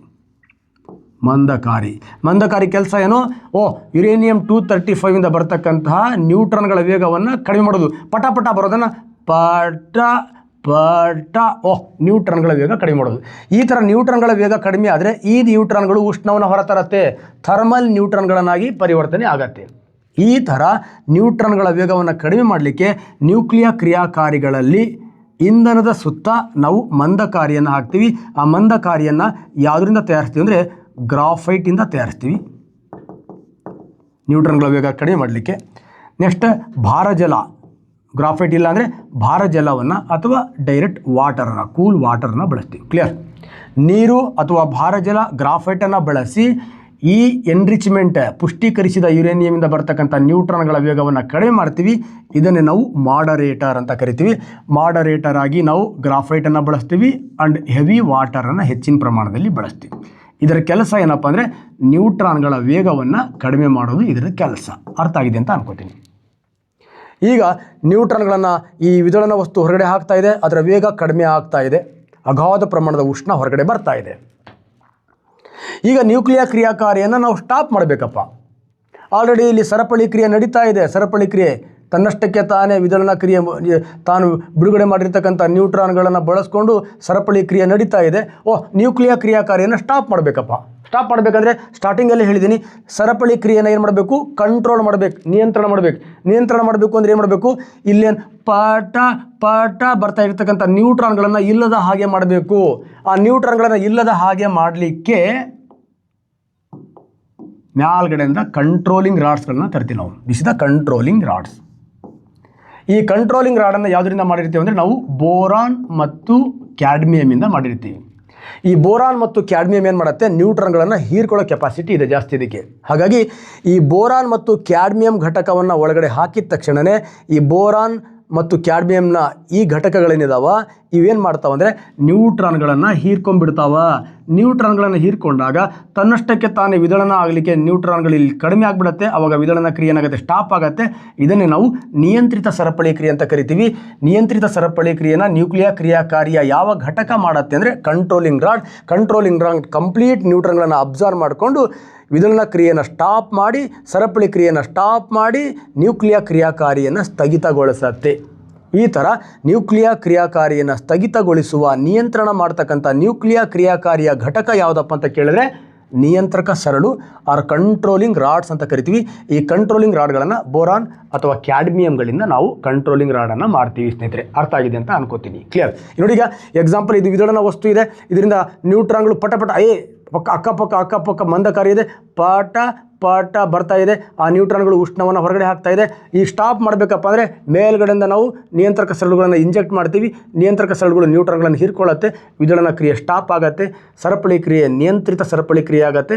ನ್ಯೂಕ್ಲಿಯರ್ ಕ್ರಿಯಾಕಾರಿ ಸ್ಟಾಪ್ ಆಗುತ್ತೆ. ಈ ಥರ ನಮಗೆ ಬೇಕಾಗಿರ್ತಕ್ಕಂತಹ ಕೆಪಾಸಿಟಿಯ ನ್ಯೂಕ್ಲಿಯರ್ ವಿದಳನವನ್ನು ಮಾಡಿಕೊಂಡು ಶಕ್ತಿಯನ್ನು ಪಡ್ಕೊಂಡು ಅಥವಾ ವಿದಳನವನ್ನು ಕಂಟ್ರೋಲ್ ಮಾಡಿ ನಾವು ನ್ಯೂಕ್ಲಿಯರ್ ಕ್ರಿಯಾಕಾರಿಯನ್ನು ನಿಯಂತ್ರಣ ಮಾಡ್ತಕ್ಕಂಥ ನ್ಯೂಕ್ಲಿಯರ್ ಕ್ರಿಯಾಕಾರಿಯ ಭಾಗ ಯಾವುದಪ್ಪ ಅಂತ ಕೇಳಿದ್ರೆ ದಟ್ ಈಸ್ ಕಂಟ್ರೋಲಿಂಗ್ ರಾಡ್. ಹಾಗಾದರೆ ಈ ಥರ ಈ ಯುರೇನಿಯಂ 235ಇಂದ ಬಿಡುಗಡೆ ಆಗ್ತಕ್ಕಂಥ ಉಷ್ಣವನ್ನು ನಾವು ಈ ಕೂಲೆಂಟನ್ನು ಬಳಸ್ಕೊಂಡು ಉಷ್ಣ ಹೊರಗಡೆ ತಗೊಂಡು ಹೋಗ್ತೀವಿ. ಆ ಅಗಾಧ ಪ್ರಮಾಣದ ಉಷ್ಣ ಏನಿದೆ, ಆ ಉಷ್ಣ ಬಲ ಅಂದರೆ ಫೋರ್ಸನ್ನು ಕ್ರಿಯೇಟ್ ಮಾಡುತ್ತೆ. ಆ ಫೋರ್ಸಿಂದ ಟರ್ಬೈನ್ಗಳು ತಿರುಗುತ್ತೆ. ಟರ್ಬೈನ್ ತಿರುಗಿ ಅದರಿಂದ ಜನರೇಟ್ಗಳು ವಿದ್ಯುತ್ ಶಕ್ತಿಯನ್ನು ಉತ್ಪತ್ತಿ ಮಾಡುತ್ತೆ. ಅದು ಹೇಗೆ ಮಾಡುತ್ತೆ ಅನ್ನೋದನ್ನು ಈಗ ಮುಂದೆ ನಿಮ್ಮ ಜೊತೆಗೆ ತೋರಿಸ್ತಾ ಹೋಗ್ತೇನೆ. ಸ್ನೇಹಿತರೆ, ನಿಮಗೆಲ್ಲ ಆಲ್ರೆಡಿ ಗೊತ್ತಿದೆ. ಸಿಂಪಲ್, ನಾವು ಇದು ಒಂದು ನ್ಯೂಕ್ಲಿಯರ್ ಕ್ರಿಯಾಕಾರಿಯ ಚಿತ್ರ. ಇಲ್ಲಿ ನಾವು ವಿದಳನ ವಸ್ತುವನ್ನು ಯುರೇನಿಯಂ 230 ಪುಷ್ಟೀಕರಿಸಿದ ಯುರೇನಿಯಂ 235 ಹಾಕ್ಕೊಂಡಿದ್ದೀವಿ. ಈ ರೆಡ್ ಕಲರಲ್ಲಿದೆ. ಇಲ್ಲಿ ಆ ನ್ಯೂಟ್ರಾನ್ಗಳ ವೇಗವನ್ನು ಕಡಿಮೆ ಮಾಡಲಿಕ್ಕೆ ಭಾರಜಲವನ್ನು ತುಂಬಿಕೊಂಡಿದ್ದೀವಿ. ಮಂದ ನ್ಯೂಟ್ರಾನಿಂದ ಹೊಡಿತಿದ್ದೀವಿ. ನ್ಯೂಟ್ರಾನ್ಗಳು ಪಟ ಬರ್ತಾ ಇಲ್ಲ, ಯಾಕಂದರೆ ಭಾರಜಲ ಪಟ ನ್ಯೂಟ್ರಾನ್ಗಳ ವೇಗ ಕಡಿಮೆ ಮಾಡ್ತಾ ಇದೆ. ಆ ನಿಧಾನವಾಗಿ ಬರ್ತಕ್ಕಂಥ ನ್ಯೂಟ್ರಾನ್ಗಳು ಅಗಾಧ ಪ್ರಮಾಣದ ಉಷ್ಣವನ್ನು ಉತ್ಪತ್ತಿ ಮಾಡ್ತಾ ಇದೆ. ಆ ಉಷ್ಣ ಏನಾಗುತ್ತೆ, ಈ ತಂಪು ಕಾರಿಯ ಮೂಲಕ ಆ ತಂಪು ಕಾರಿ ಆ ಉಷ್ಣವನ್ನು ಹೀರ್ಕೊಂಡು ಹೊರಗಡೆ ಬರುತ್ತೆ. ಈ ಉಷ್ಣ ವಿನಿಮಯಕಾರಿ ಆ ತಂಪು ಕಾರಿಯನ್ನು ಹಬೆಯನ್ನಾಗಿ ಪರಿವರ್ತನೆ ಮಾಡುತ್ತೆ. ಆ ಹಬೆ ಈ ಕಡೆ ಟರ್ಬೈನ್ಗಳನ್ನು ಏನು ಮಾಡುತ್ತೆ, ತಿರುಗಿಸುತ್ತೆ. ಟರ್ಬೈನ್ ಗರ ಜನರೇಟ್ಗಳು ವಿದ್ಯುತ್ ಶಕ್ತಿಯನ್ನು ಉತ್ಪತ್ತಿ ಮಾಡುತ್ತೆ. ಈ ಥರ ನ್ಯೂಕ್ಲಿಯರ್ ಕ್ರಿಯಾಕಾರಿಯನ್ನು ಬಳಸ್ಕೊಂಡು ಅಣು ಬಾಂಬನ್ನು ಒಳಗಡೆ ಬ್ಲಾಸ್ಟ್ ಮಾಡಿ ಅದನ್ನು ಸರಪಳಿ ಕ್ರಿಯೆಯನ್ನು ನಿಯಂತ್ರಣ ಮಾಡಿ ನಾವು ವಿದ್ಯುತ್ತನ್ನು ಉತ್ಪತ್ತಿ ಮಾಡತಕ್ಕಂತಹ ಈ ಸಾಧನವನ್ನು ನ್ಯೂಕ್ಲಿಯರ್ ವಿದ್ಯುತ್ ಕ್ರಿಯಾಕಾರಿಗಳು ಅಂತ ಕರಿತೀವಿ. ಈಗ ಕ್ರಿಯಾಕಾರಿ ಸ್ಟಾಪ್ ಮಾಡಬೇಕಪ್ಪ ಅಂದರೆ ಕಂಟ್ರೋಲಿಂಗ್ ರಾಡ್ಸ್, ಬೋರಾನ್ ಅಥವಾ ಕ್ಯಾಡ್ಮಿಯಮಿಂದ ಮಾಡಿರ್ತಕ್ಕಂಥ ಕಂಟ್ರೋಲಿಂಗ್ ರಾಡ್ಸನ್ನು ಒಳಗಡೆ ಇಳಿಸ್ಬಿಟ್ರೆ ಅದು ನ್ಯೂಟ್ರಾನ್ ಅಬ್ಸರ್ವ್ ಮಾಡ್ಕೊಳ್ಳುತ್ತೆ. ಸರಪಳಿ ಕ್ರಿಯೆ ಸ್ಟಾಪ್ ಆಗುತ್ತೆ. ಈ ಥರ ನಮಗೆ ಎಷ್ಟು ಬೇಕೋ ಅಷ್ಟು ಉಷ್ಣವನ್ನು ಉತ್ಪತ್ತಿ ಮಾಡಿಕೊಂಡು ಆ ಉಷ್ಣದಿಂದ ಆ ಕೂಲೆಂಟನ್ನು ಹಬೆಯನ್ನಾಗಿ ಪರಿವರ್ತನೆ ಮಾಡಿಕೊಂಡು ಆ ಹಬೆಯಿಂದ ಟರ್ಬೈನ್ಗಳನ್ನು ತಿರುಗಿಸ್ಕೊಂಡು ನಮಗೆ ಬೇಕಾದಷ್ಟು ವಿದ್ಯುತ್ ಶಕ್ತಿಯನ್ನು ಉತ್ಪತ್ತಿ ಮಾಡ್ಕೊಳ್ತಕ್ಕಂಥ ಒಂದು ಬ್ಯೂಟಿಫುಲ್ ಸಾಧನಕ್ಕೆ ನಾವೇನಂತ ಕರಿತೀವಿ, ನ್ಯೂಕ್ಲಿಯರ್ ಕ್ರಿಯಾಕಾರಿ ಆರ್ ನ್ಯೂಕ್ಲಿಯರ್ ರಿಯಾಕ್ಟರ್ ಅಂತ ಕರಿತೀವಿ. ಅರ್ಥ ಆಗಿದೆ ಅಂತ ಅನ್ಕೋತೀನಿ ಸ್ನೇಹಿತರೆ. ನೆಕ್ಸ್ಟ್, ನ್ಯೂಕ್ಲಿಯರ್ ಕ್ರಿಯಾಕಾರಿಯ ಹೃದಯವನ್ನು ಏನಂತ ಕರಿತೀವಿ ಅಂತ. ಹೃದಯ, ಓಕೆ, ಸಿಂಪಲ್ ಚಿತ್ರದಲ್ಲಿ ಹೇಳ್ಬಿಡ್ತೀನಿ. ನ್ಯೂಕ್ಲಿಯರ್ ಕ್ರಿಯಾಕಾರಿಯ ಹಾರ್ಟ್ ಪಾರ್ಟ್ ಯಾವುದಪ್ಪ ಅಂತ ಕೇಳಿದ್ರೆ ದಟ್ ಇಸ್ ದ ಕೋರ್. ಕನ್ನಡದಲ್ಲಿ ಇದನ್ನು ನ್ಯೂಕ್ಲಿಯರ್ ಕ್ರಿಯಾಕಾರಿಯ ಗರ್ಭ. ಈ ನ್ಯೂಕ್ಲಿಯರ್ ಕ್ರಿಯಾಕಾರಿಯ ಚಿತ್ರ ನಿಮಗೆ ಗೊತ್ತಿತ್ತು ಅಂದರೆ ಈಸಿಯಾಗಿ ಗೊತ್ತಾಗ್ಬಿಡುತ್ತೆ. ನ್ಯೂಕ್ಲಿಯರ್ ಕ್ರಿಯಾಕಾರಿಯ ಗರ್ಭ ಇದೆ. ಒಂದು ಸ್ಟೀಲ್ ಟ್ಯಾಂಕ್. ಈ ಸ್ಟೀಲ್ ಟ್ಯಾಂಕ್ನ ಒಳಗಡೆ ಏನಿದೆ, ಮಾಡರೇಟರ್ ಮಂದಕಾರಿ, ನೆಕ್ಸ್ಟ್ ಇಂಧನ, ನಿಯಂತ್ರಕ ಸರಳುಗಳು. ಈ ಭಾಗವನ್ನು ಹೊಂದಿರತಕ್ಕಂಥ ನ್ಯೂಕ್ಲಿಯರ್ ಕ್ರಿಯಾಕಾರಿಯ ಭಾಗವನ್ನು ನಾವು ಕೋರ್ ಅಥವಾ ಗರ್ಭ ಅಂತ ಕರಿತೀವಿ. ಈ ಗರ್ಭನೇ ನಾವು ನ್ಯೂಕ್ಲಿಯರ್ ಕ್ರಿಯಾಕಾರಿಯ ಹಾರ್ಟ್ ಅಂತ ಕರಿತೀವಿ. ಹಾರ್ಟ್ ಎಲ್ಲಿವರೆಗೂ ಚೆನ್ನಾಗಿರುತ್ತೋ ಅಲ್ಲಿವರೆಗೂ ವ್ಯಕ್ತಿ ಬದುಕ್ತಾನೆ. ಈ ಹಾರ್ಟ್ ಎಲ್ಲಿವರೆಗೂ ಚೆನ್ನಾಗಿ ಕೆಲಸ ಮಾಡುತ್ತೋ ಅಲ್ಲಿವರೆಗೂ ಈ ರಿಯಾಕ್ಟರ್ ಪವರನ್ನು ಹೊರಗಡೆ ಸಪ್ಲೈ ಮಾಡುತ್ತೆ. ನಿಮ್ಗೆಲ್ಲರೂ ಕೂಡ ಅರ್ಥ ಆಗಿದೆ ಅನ್ಕೊಂತೀನಿ. ನೆಕ್ಸ್ಟ್ ಒಂದು ಬ್ಯೂಟಿಫುಲ್ ಆಗಿರ್ತಕ್ಕಂಥ ಕ್ವಶನ್ಗೆ ಎಂಟ್ರಿ ಆಗುವ ಸ್ನೇಹಿತರೆ. ಕ್ಲಿಯರ್?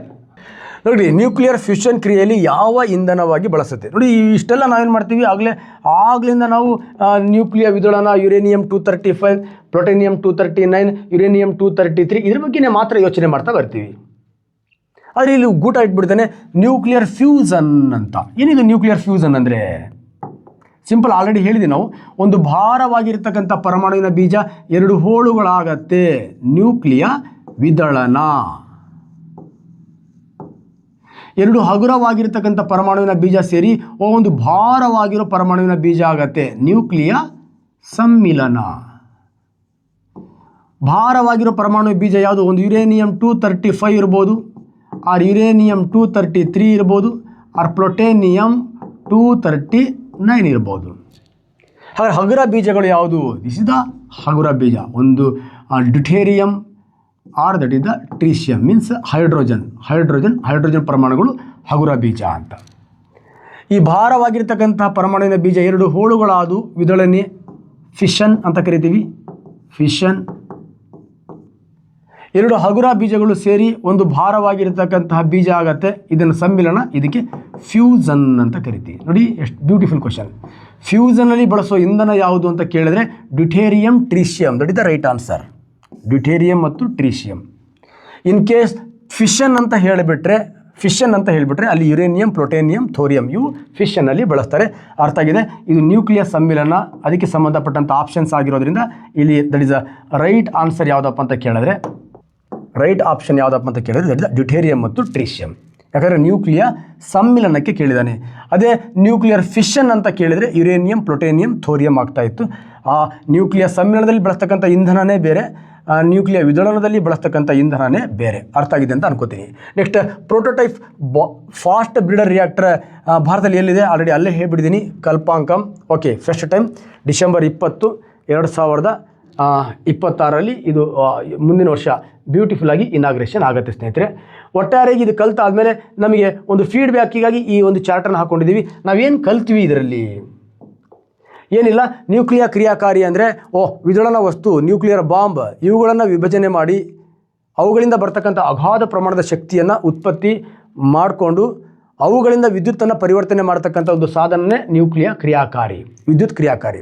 ಇದು ಹೆಂಗೆ ಕೆಲಸ ಮಾಡುತ್ತೆ ಅಂದರೆ ಕ್ರಿಯಾಕಾರಿ ಕೆಲಸ ಮಾಡಬೇಕಪ್ಪ ಅಂದರೆ ಯುರೇನಿಯಂ 235 ಅಂತಕ್ಕಂತಹ ನೈಸರ್ಗಿಕ ಇಂಧನ ಬೇಕು. ಓಕೆ, ನ್ಯಾಚುರಲ್ ಫ್ಯೂಯಲ್ಸ್ ಬೇಕು. ನೆಕ್ಸ್ಟ್ ಬ್ರೀಡರ್ ರಿಯಾಕ್ಟರ್ನ ಬಳಸ್ಕೊಂಡು ಯುರೇನಿಯಂ 238ಇಂದ ಯುರೇನಿಯಂ 239 ಮಾಡ್ಕೊಳ್ತಕ್ಕಂಥ ಪ್ಲುಟೋನಿಯಂ 239 ಬೇಕು. ಈಗ ಥೋರಿಯಮನ್ನು ಯುರೇನಿಯಂ 233 ಮಾಡ್ಕೋತಾ ಇದ್ದೀವಿ. ಈ 3 ಇಂಧನ, 2 ಕೃತಕ ಇಂಧನ, ಒಂದು ನೈಸರ್ಗಿಕ ಇಂಧನ. ಈ ಇಂಧನವನ್ನು ಮಂದ ನ್ಯೂಟ್ರನ್ಗಳಿಂದ ಹೊಡೆದು ಅದರಿಂದ ಬರ್ತಕ್ಕಂತಹ ನ್ಯೂಟ್ರನ್ಗಳ ವೇಗವನ್ನು ಕಡಿಮೆ ಮಾಡಿಕೊಂಡು ಅಗಾಧ ಪ್ರಮಾಣದ ಹೀಟನ್ನು, ಉಷ್ಣವನ್ನು ಏನು ಮಾಡ್ತೀವಿ? ಉತ್ಪತ್ತಿ ಮಾಡ್ಕೊಳ್ತೀವಿ. ಆ ಉಷ್ಣವನ್ನು ನಾವು ಕೂಲೆಂಟನ್ನು ಬಳಸಿ ಒಂದು ಕಡೆಯಿಂದ ಇನ್ನೊಂದು ಕಡೆ ಏನು ಮಾಡ್ತೀವಿ? ಸಾಗಾಣಿಕೆ ಮಾಡಿಕೊಂಡು ಆ ಉಷ್ಣದಿಂದ ಆ ಕೂಲೆಂಟ್ ವೇಪರ್ ಆದಾಗ ಆ ವೇಪರಿಂದ ನಾವು ಆ ವೇಪರನ್ನು ಬಳಸ್ಕೊಂಡು ಜನರೇಟರ್ಗಳನ್ನು, ಟರ್ಬೈನ್ಗಳನ್ನು ತಿರುಗಿಸ್ಕೊಂಡು ಆ ಜನರೇಟರ್ ಟರ್ಬೈನ್ಗಳಿಂದ ಏನು ಮಾಡ್ತೀವಿ? ವಿದ್ಯುತ್ ಶಕ್ತಿಯನ್ನು ಉತ್ಪತ್ತಿ ಮಾಡ್ತೀವಿ. ಈ ಥರ ಇಂಧನವನ್ನು ಬಳಸ್ಕೊಂಡು ವಿದ್ಯುತ್ತನ್ನು ಉತ್ಪತ್ತಿ ಮಾಡಲಿಕ್ಕೆ ಬಳಸ್ತಕ್ಕಂಥ ಬ್ಯೂಟಿಫುಲ್ ಸಾಧನನೇ ನ್ಯೂಕ್ಲಿಯರ್ ವಿದ್ಯುತ್ ಕ್ರಿಯಾಕಾರಿ. ಅಂಥ ವಿದ್ಯುತ್ ಕ್ರಿಯಾಕಾರಿಗಳು ಭಾರತದಲ್ಲಿ ಎಷ್ಟಿದೆ ಅಂತ ಕೇಳಿದ್ರೆ ದಟ್ ಇಸ್ 24 ನ್ಯೂಕ್ಲಿಯರ್ ವಿದ್ಯುತ್ ಕ್ರಿಯಾಕಾರಿಗಳಿವೆ. ಅರ್ಥ ಆಗಿದೆ ಅಂತ ಅನ್ಕೋತೀನಿ. ಕ್ಲಿಯರ್. ಸೊ ಈ ವಿದ್ಯುತ್ ಕ್ರಿಯಾಕಾರಿಯನ್ನು ಕಂಟ್ರೋಲ್ ಮಾಡಲಿಕ್ಕೆ ಇರತಕ್ಕಂಥ ಘಟಕ ದಟ್ ಇಸ್ ದ ನಿಯಂತ್ರಕ ಸರಳುಗಳು. ಓಕೆ ಸ್ನೇಹಿತರೆ, ಒಂದು ಬ್ಯೂಟಿಫುಲ್ ಆಗಿರ್ತಕ್ಕಂಥ ಕಾನ್ಸೆಪ್ಟನ್ನು ನಾನು ನಿಮ್ಮ ಜೊತೆಗೆ ಚರ್ಚೆ ಮಾಡಿದ್ದೀನಿ. ಅಷ್ಟೇ ಅಲ್ಲ, ಇನ್ ಡೀಟೇಲ್ ಆಗಿ ಒಂದೊಂದೇ ಮಾಡರೇಟರ್ ಹೇಗೆ ಕೆಲಸ ಮಾಡುತ್ತೆ, ಡ್ಯೂಟೇರಿಯಂ ಆ ನ್ಯೂಟ್ರಾನ್ಗಳ ವೇಗವನ್ನು ಹೇಗೆ ಕಡಿಮೆ ಮಾಡುತ್ತೆ, ಗ್ರಾಫೈಟ್ ಆ ನ್ಯೂಟ್ರಾನ್ಗಳ ವೇಗವನ್ನು ಹೇಗೆ ಕಡಿಮೆ ಮಾಡುತ್ತೆ, ಬೋರಾನ್ ಮತ್ತು ಕ್ಯಾಡ್ಮಿಯಂ ಆ ನ್ಯೂಟ್ರಾನ್ಗಳನ್ನು ಯಾಕೆ ಹೀರ್ಕೊಳ್ಳುತ್ತೆ, ಕಂಪ್ಲೀಟ್ ಸಿಂಗಲ್ ಘಟಕ ಏನು ಯೂನಿಟ್ಗಳಿದೆ ಆ ಯೂನಿಟ್ಗಳ ಬಗ್ಗೆ ಒಂದು ಬ್ಯೂಟಿಫುಲ್ ಆಗಿರ್ತಕ್ಕಂಥ ಕ್ಲಾಸನ್ನು ನಾನು ನಿಮ್ಮ ಜೊತೆಗೆ ಚರ್ಚೆ ಮಾಡ್ತೀನಿ. ಈ ವಿಡಿಯೋನ ನಿಮ್ಮೆಲ್ಲ ಸ್ನೇಹಿತರಿಗೆ ಶೇರ್ ಮಾಡಿ. HSTR GPSTRದ ಕ್ಲಾಸ್ಗಳಲ್ಲಿ ಇಷ್ಟು ಸ್ಪೀಡಲ್ಲಿ ನಿಮಗೇನು ಇಷ್ಟು ಸ್ಪೀಡಲ್ಲಿ ಏನು ಹೇಳೋದಿಲ್ಲ. ಬಟ್ ಈ ಮಾಡ್ರೇಟ್ ಅಂದರೆ ಏನು, ಗ್ರಾಫೈಟ್ ನೋಡಿ ಇಲ್ಲಿ ಹಾಕ್ಕೊಂಡಿದ್ದೀನಿ. ಅಲ್ಲಿ ಗ್ರಾಫೈಟ್ ಮಾಡ್ರೇಟರ್ ಆಗಿ ಬಳಸ್ತೀವಿ. ಈ ಮಾಡ್ರೇಟರ್ ಅರ್ಮಂದಕ ಗ್ರಾಫೈಟ್ ನ್ಯೂಟ್ರಾನ್ಗಳ ವೇಗನ ಹೇಗೆ ಕಡಿಮೆ ಮಾಡುತ್ತೆ, ಹೆವಿ ವಾಟರ್ ನ್ಯೂಟ್ರಾನ್ಗಳ ವೇಗವನ್ನು ಹೇಗೆ ಕಡಿಮೆ ಮಾಡುತ್ತೆ, ಅವೆಲ್ಲ ಇನ್ ಡೀಟೇಲ್ ಕ್ಲಾಸನ್ನು ಮುಂದಿನ ವಿಡಿಯೋಗಳಲ್ಲಿ ನಿಮ್ಮ ಜೊತೆಗೆ ಚರ್ಚೆ ಮಾಡ್ತಾ ಬರ್ತೀನಿ. ಈ ವಿಡಿಯೋನ ನಿಮ್ಮ ಮೊಬೈಲ್ ಸ್ಟೇಟಸಲ್ಲಿ ಇಟ್ಕೊಂಡು ಎಲ್ರಿಗೂ ಶೇರ್ ಮಾಡಿ. ಒಟ್ಟಾರೆಯಾಗಿ ನಿಮ್ಮ ಒಂದು ಬ್ಯೂಟಿಫುಲ್ ಹೃದಯದ ಪ್ರೀತಿ ಇರಲಿ. ಭಗವಂತ ನಿಮಗೂ ನಮಗೂ ಎಲ್ಲರೂ ಒಳ್ಳೇದು ಮಾಡಲಿ. ನಮಸ್ಕಾರ.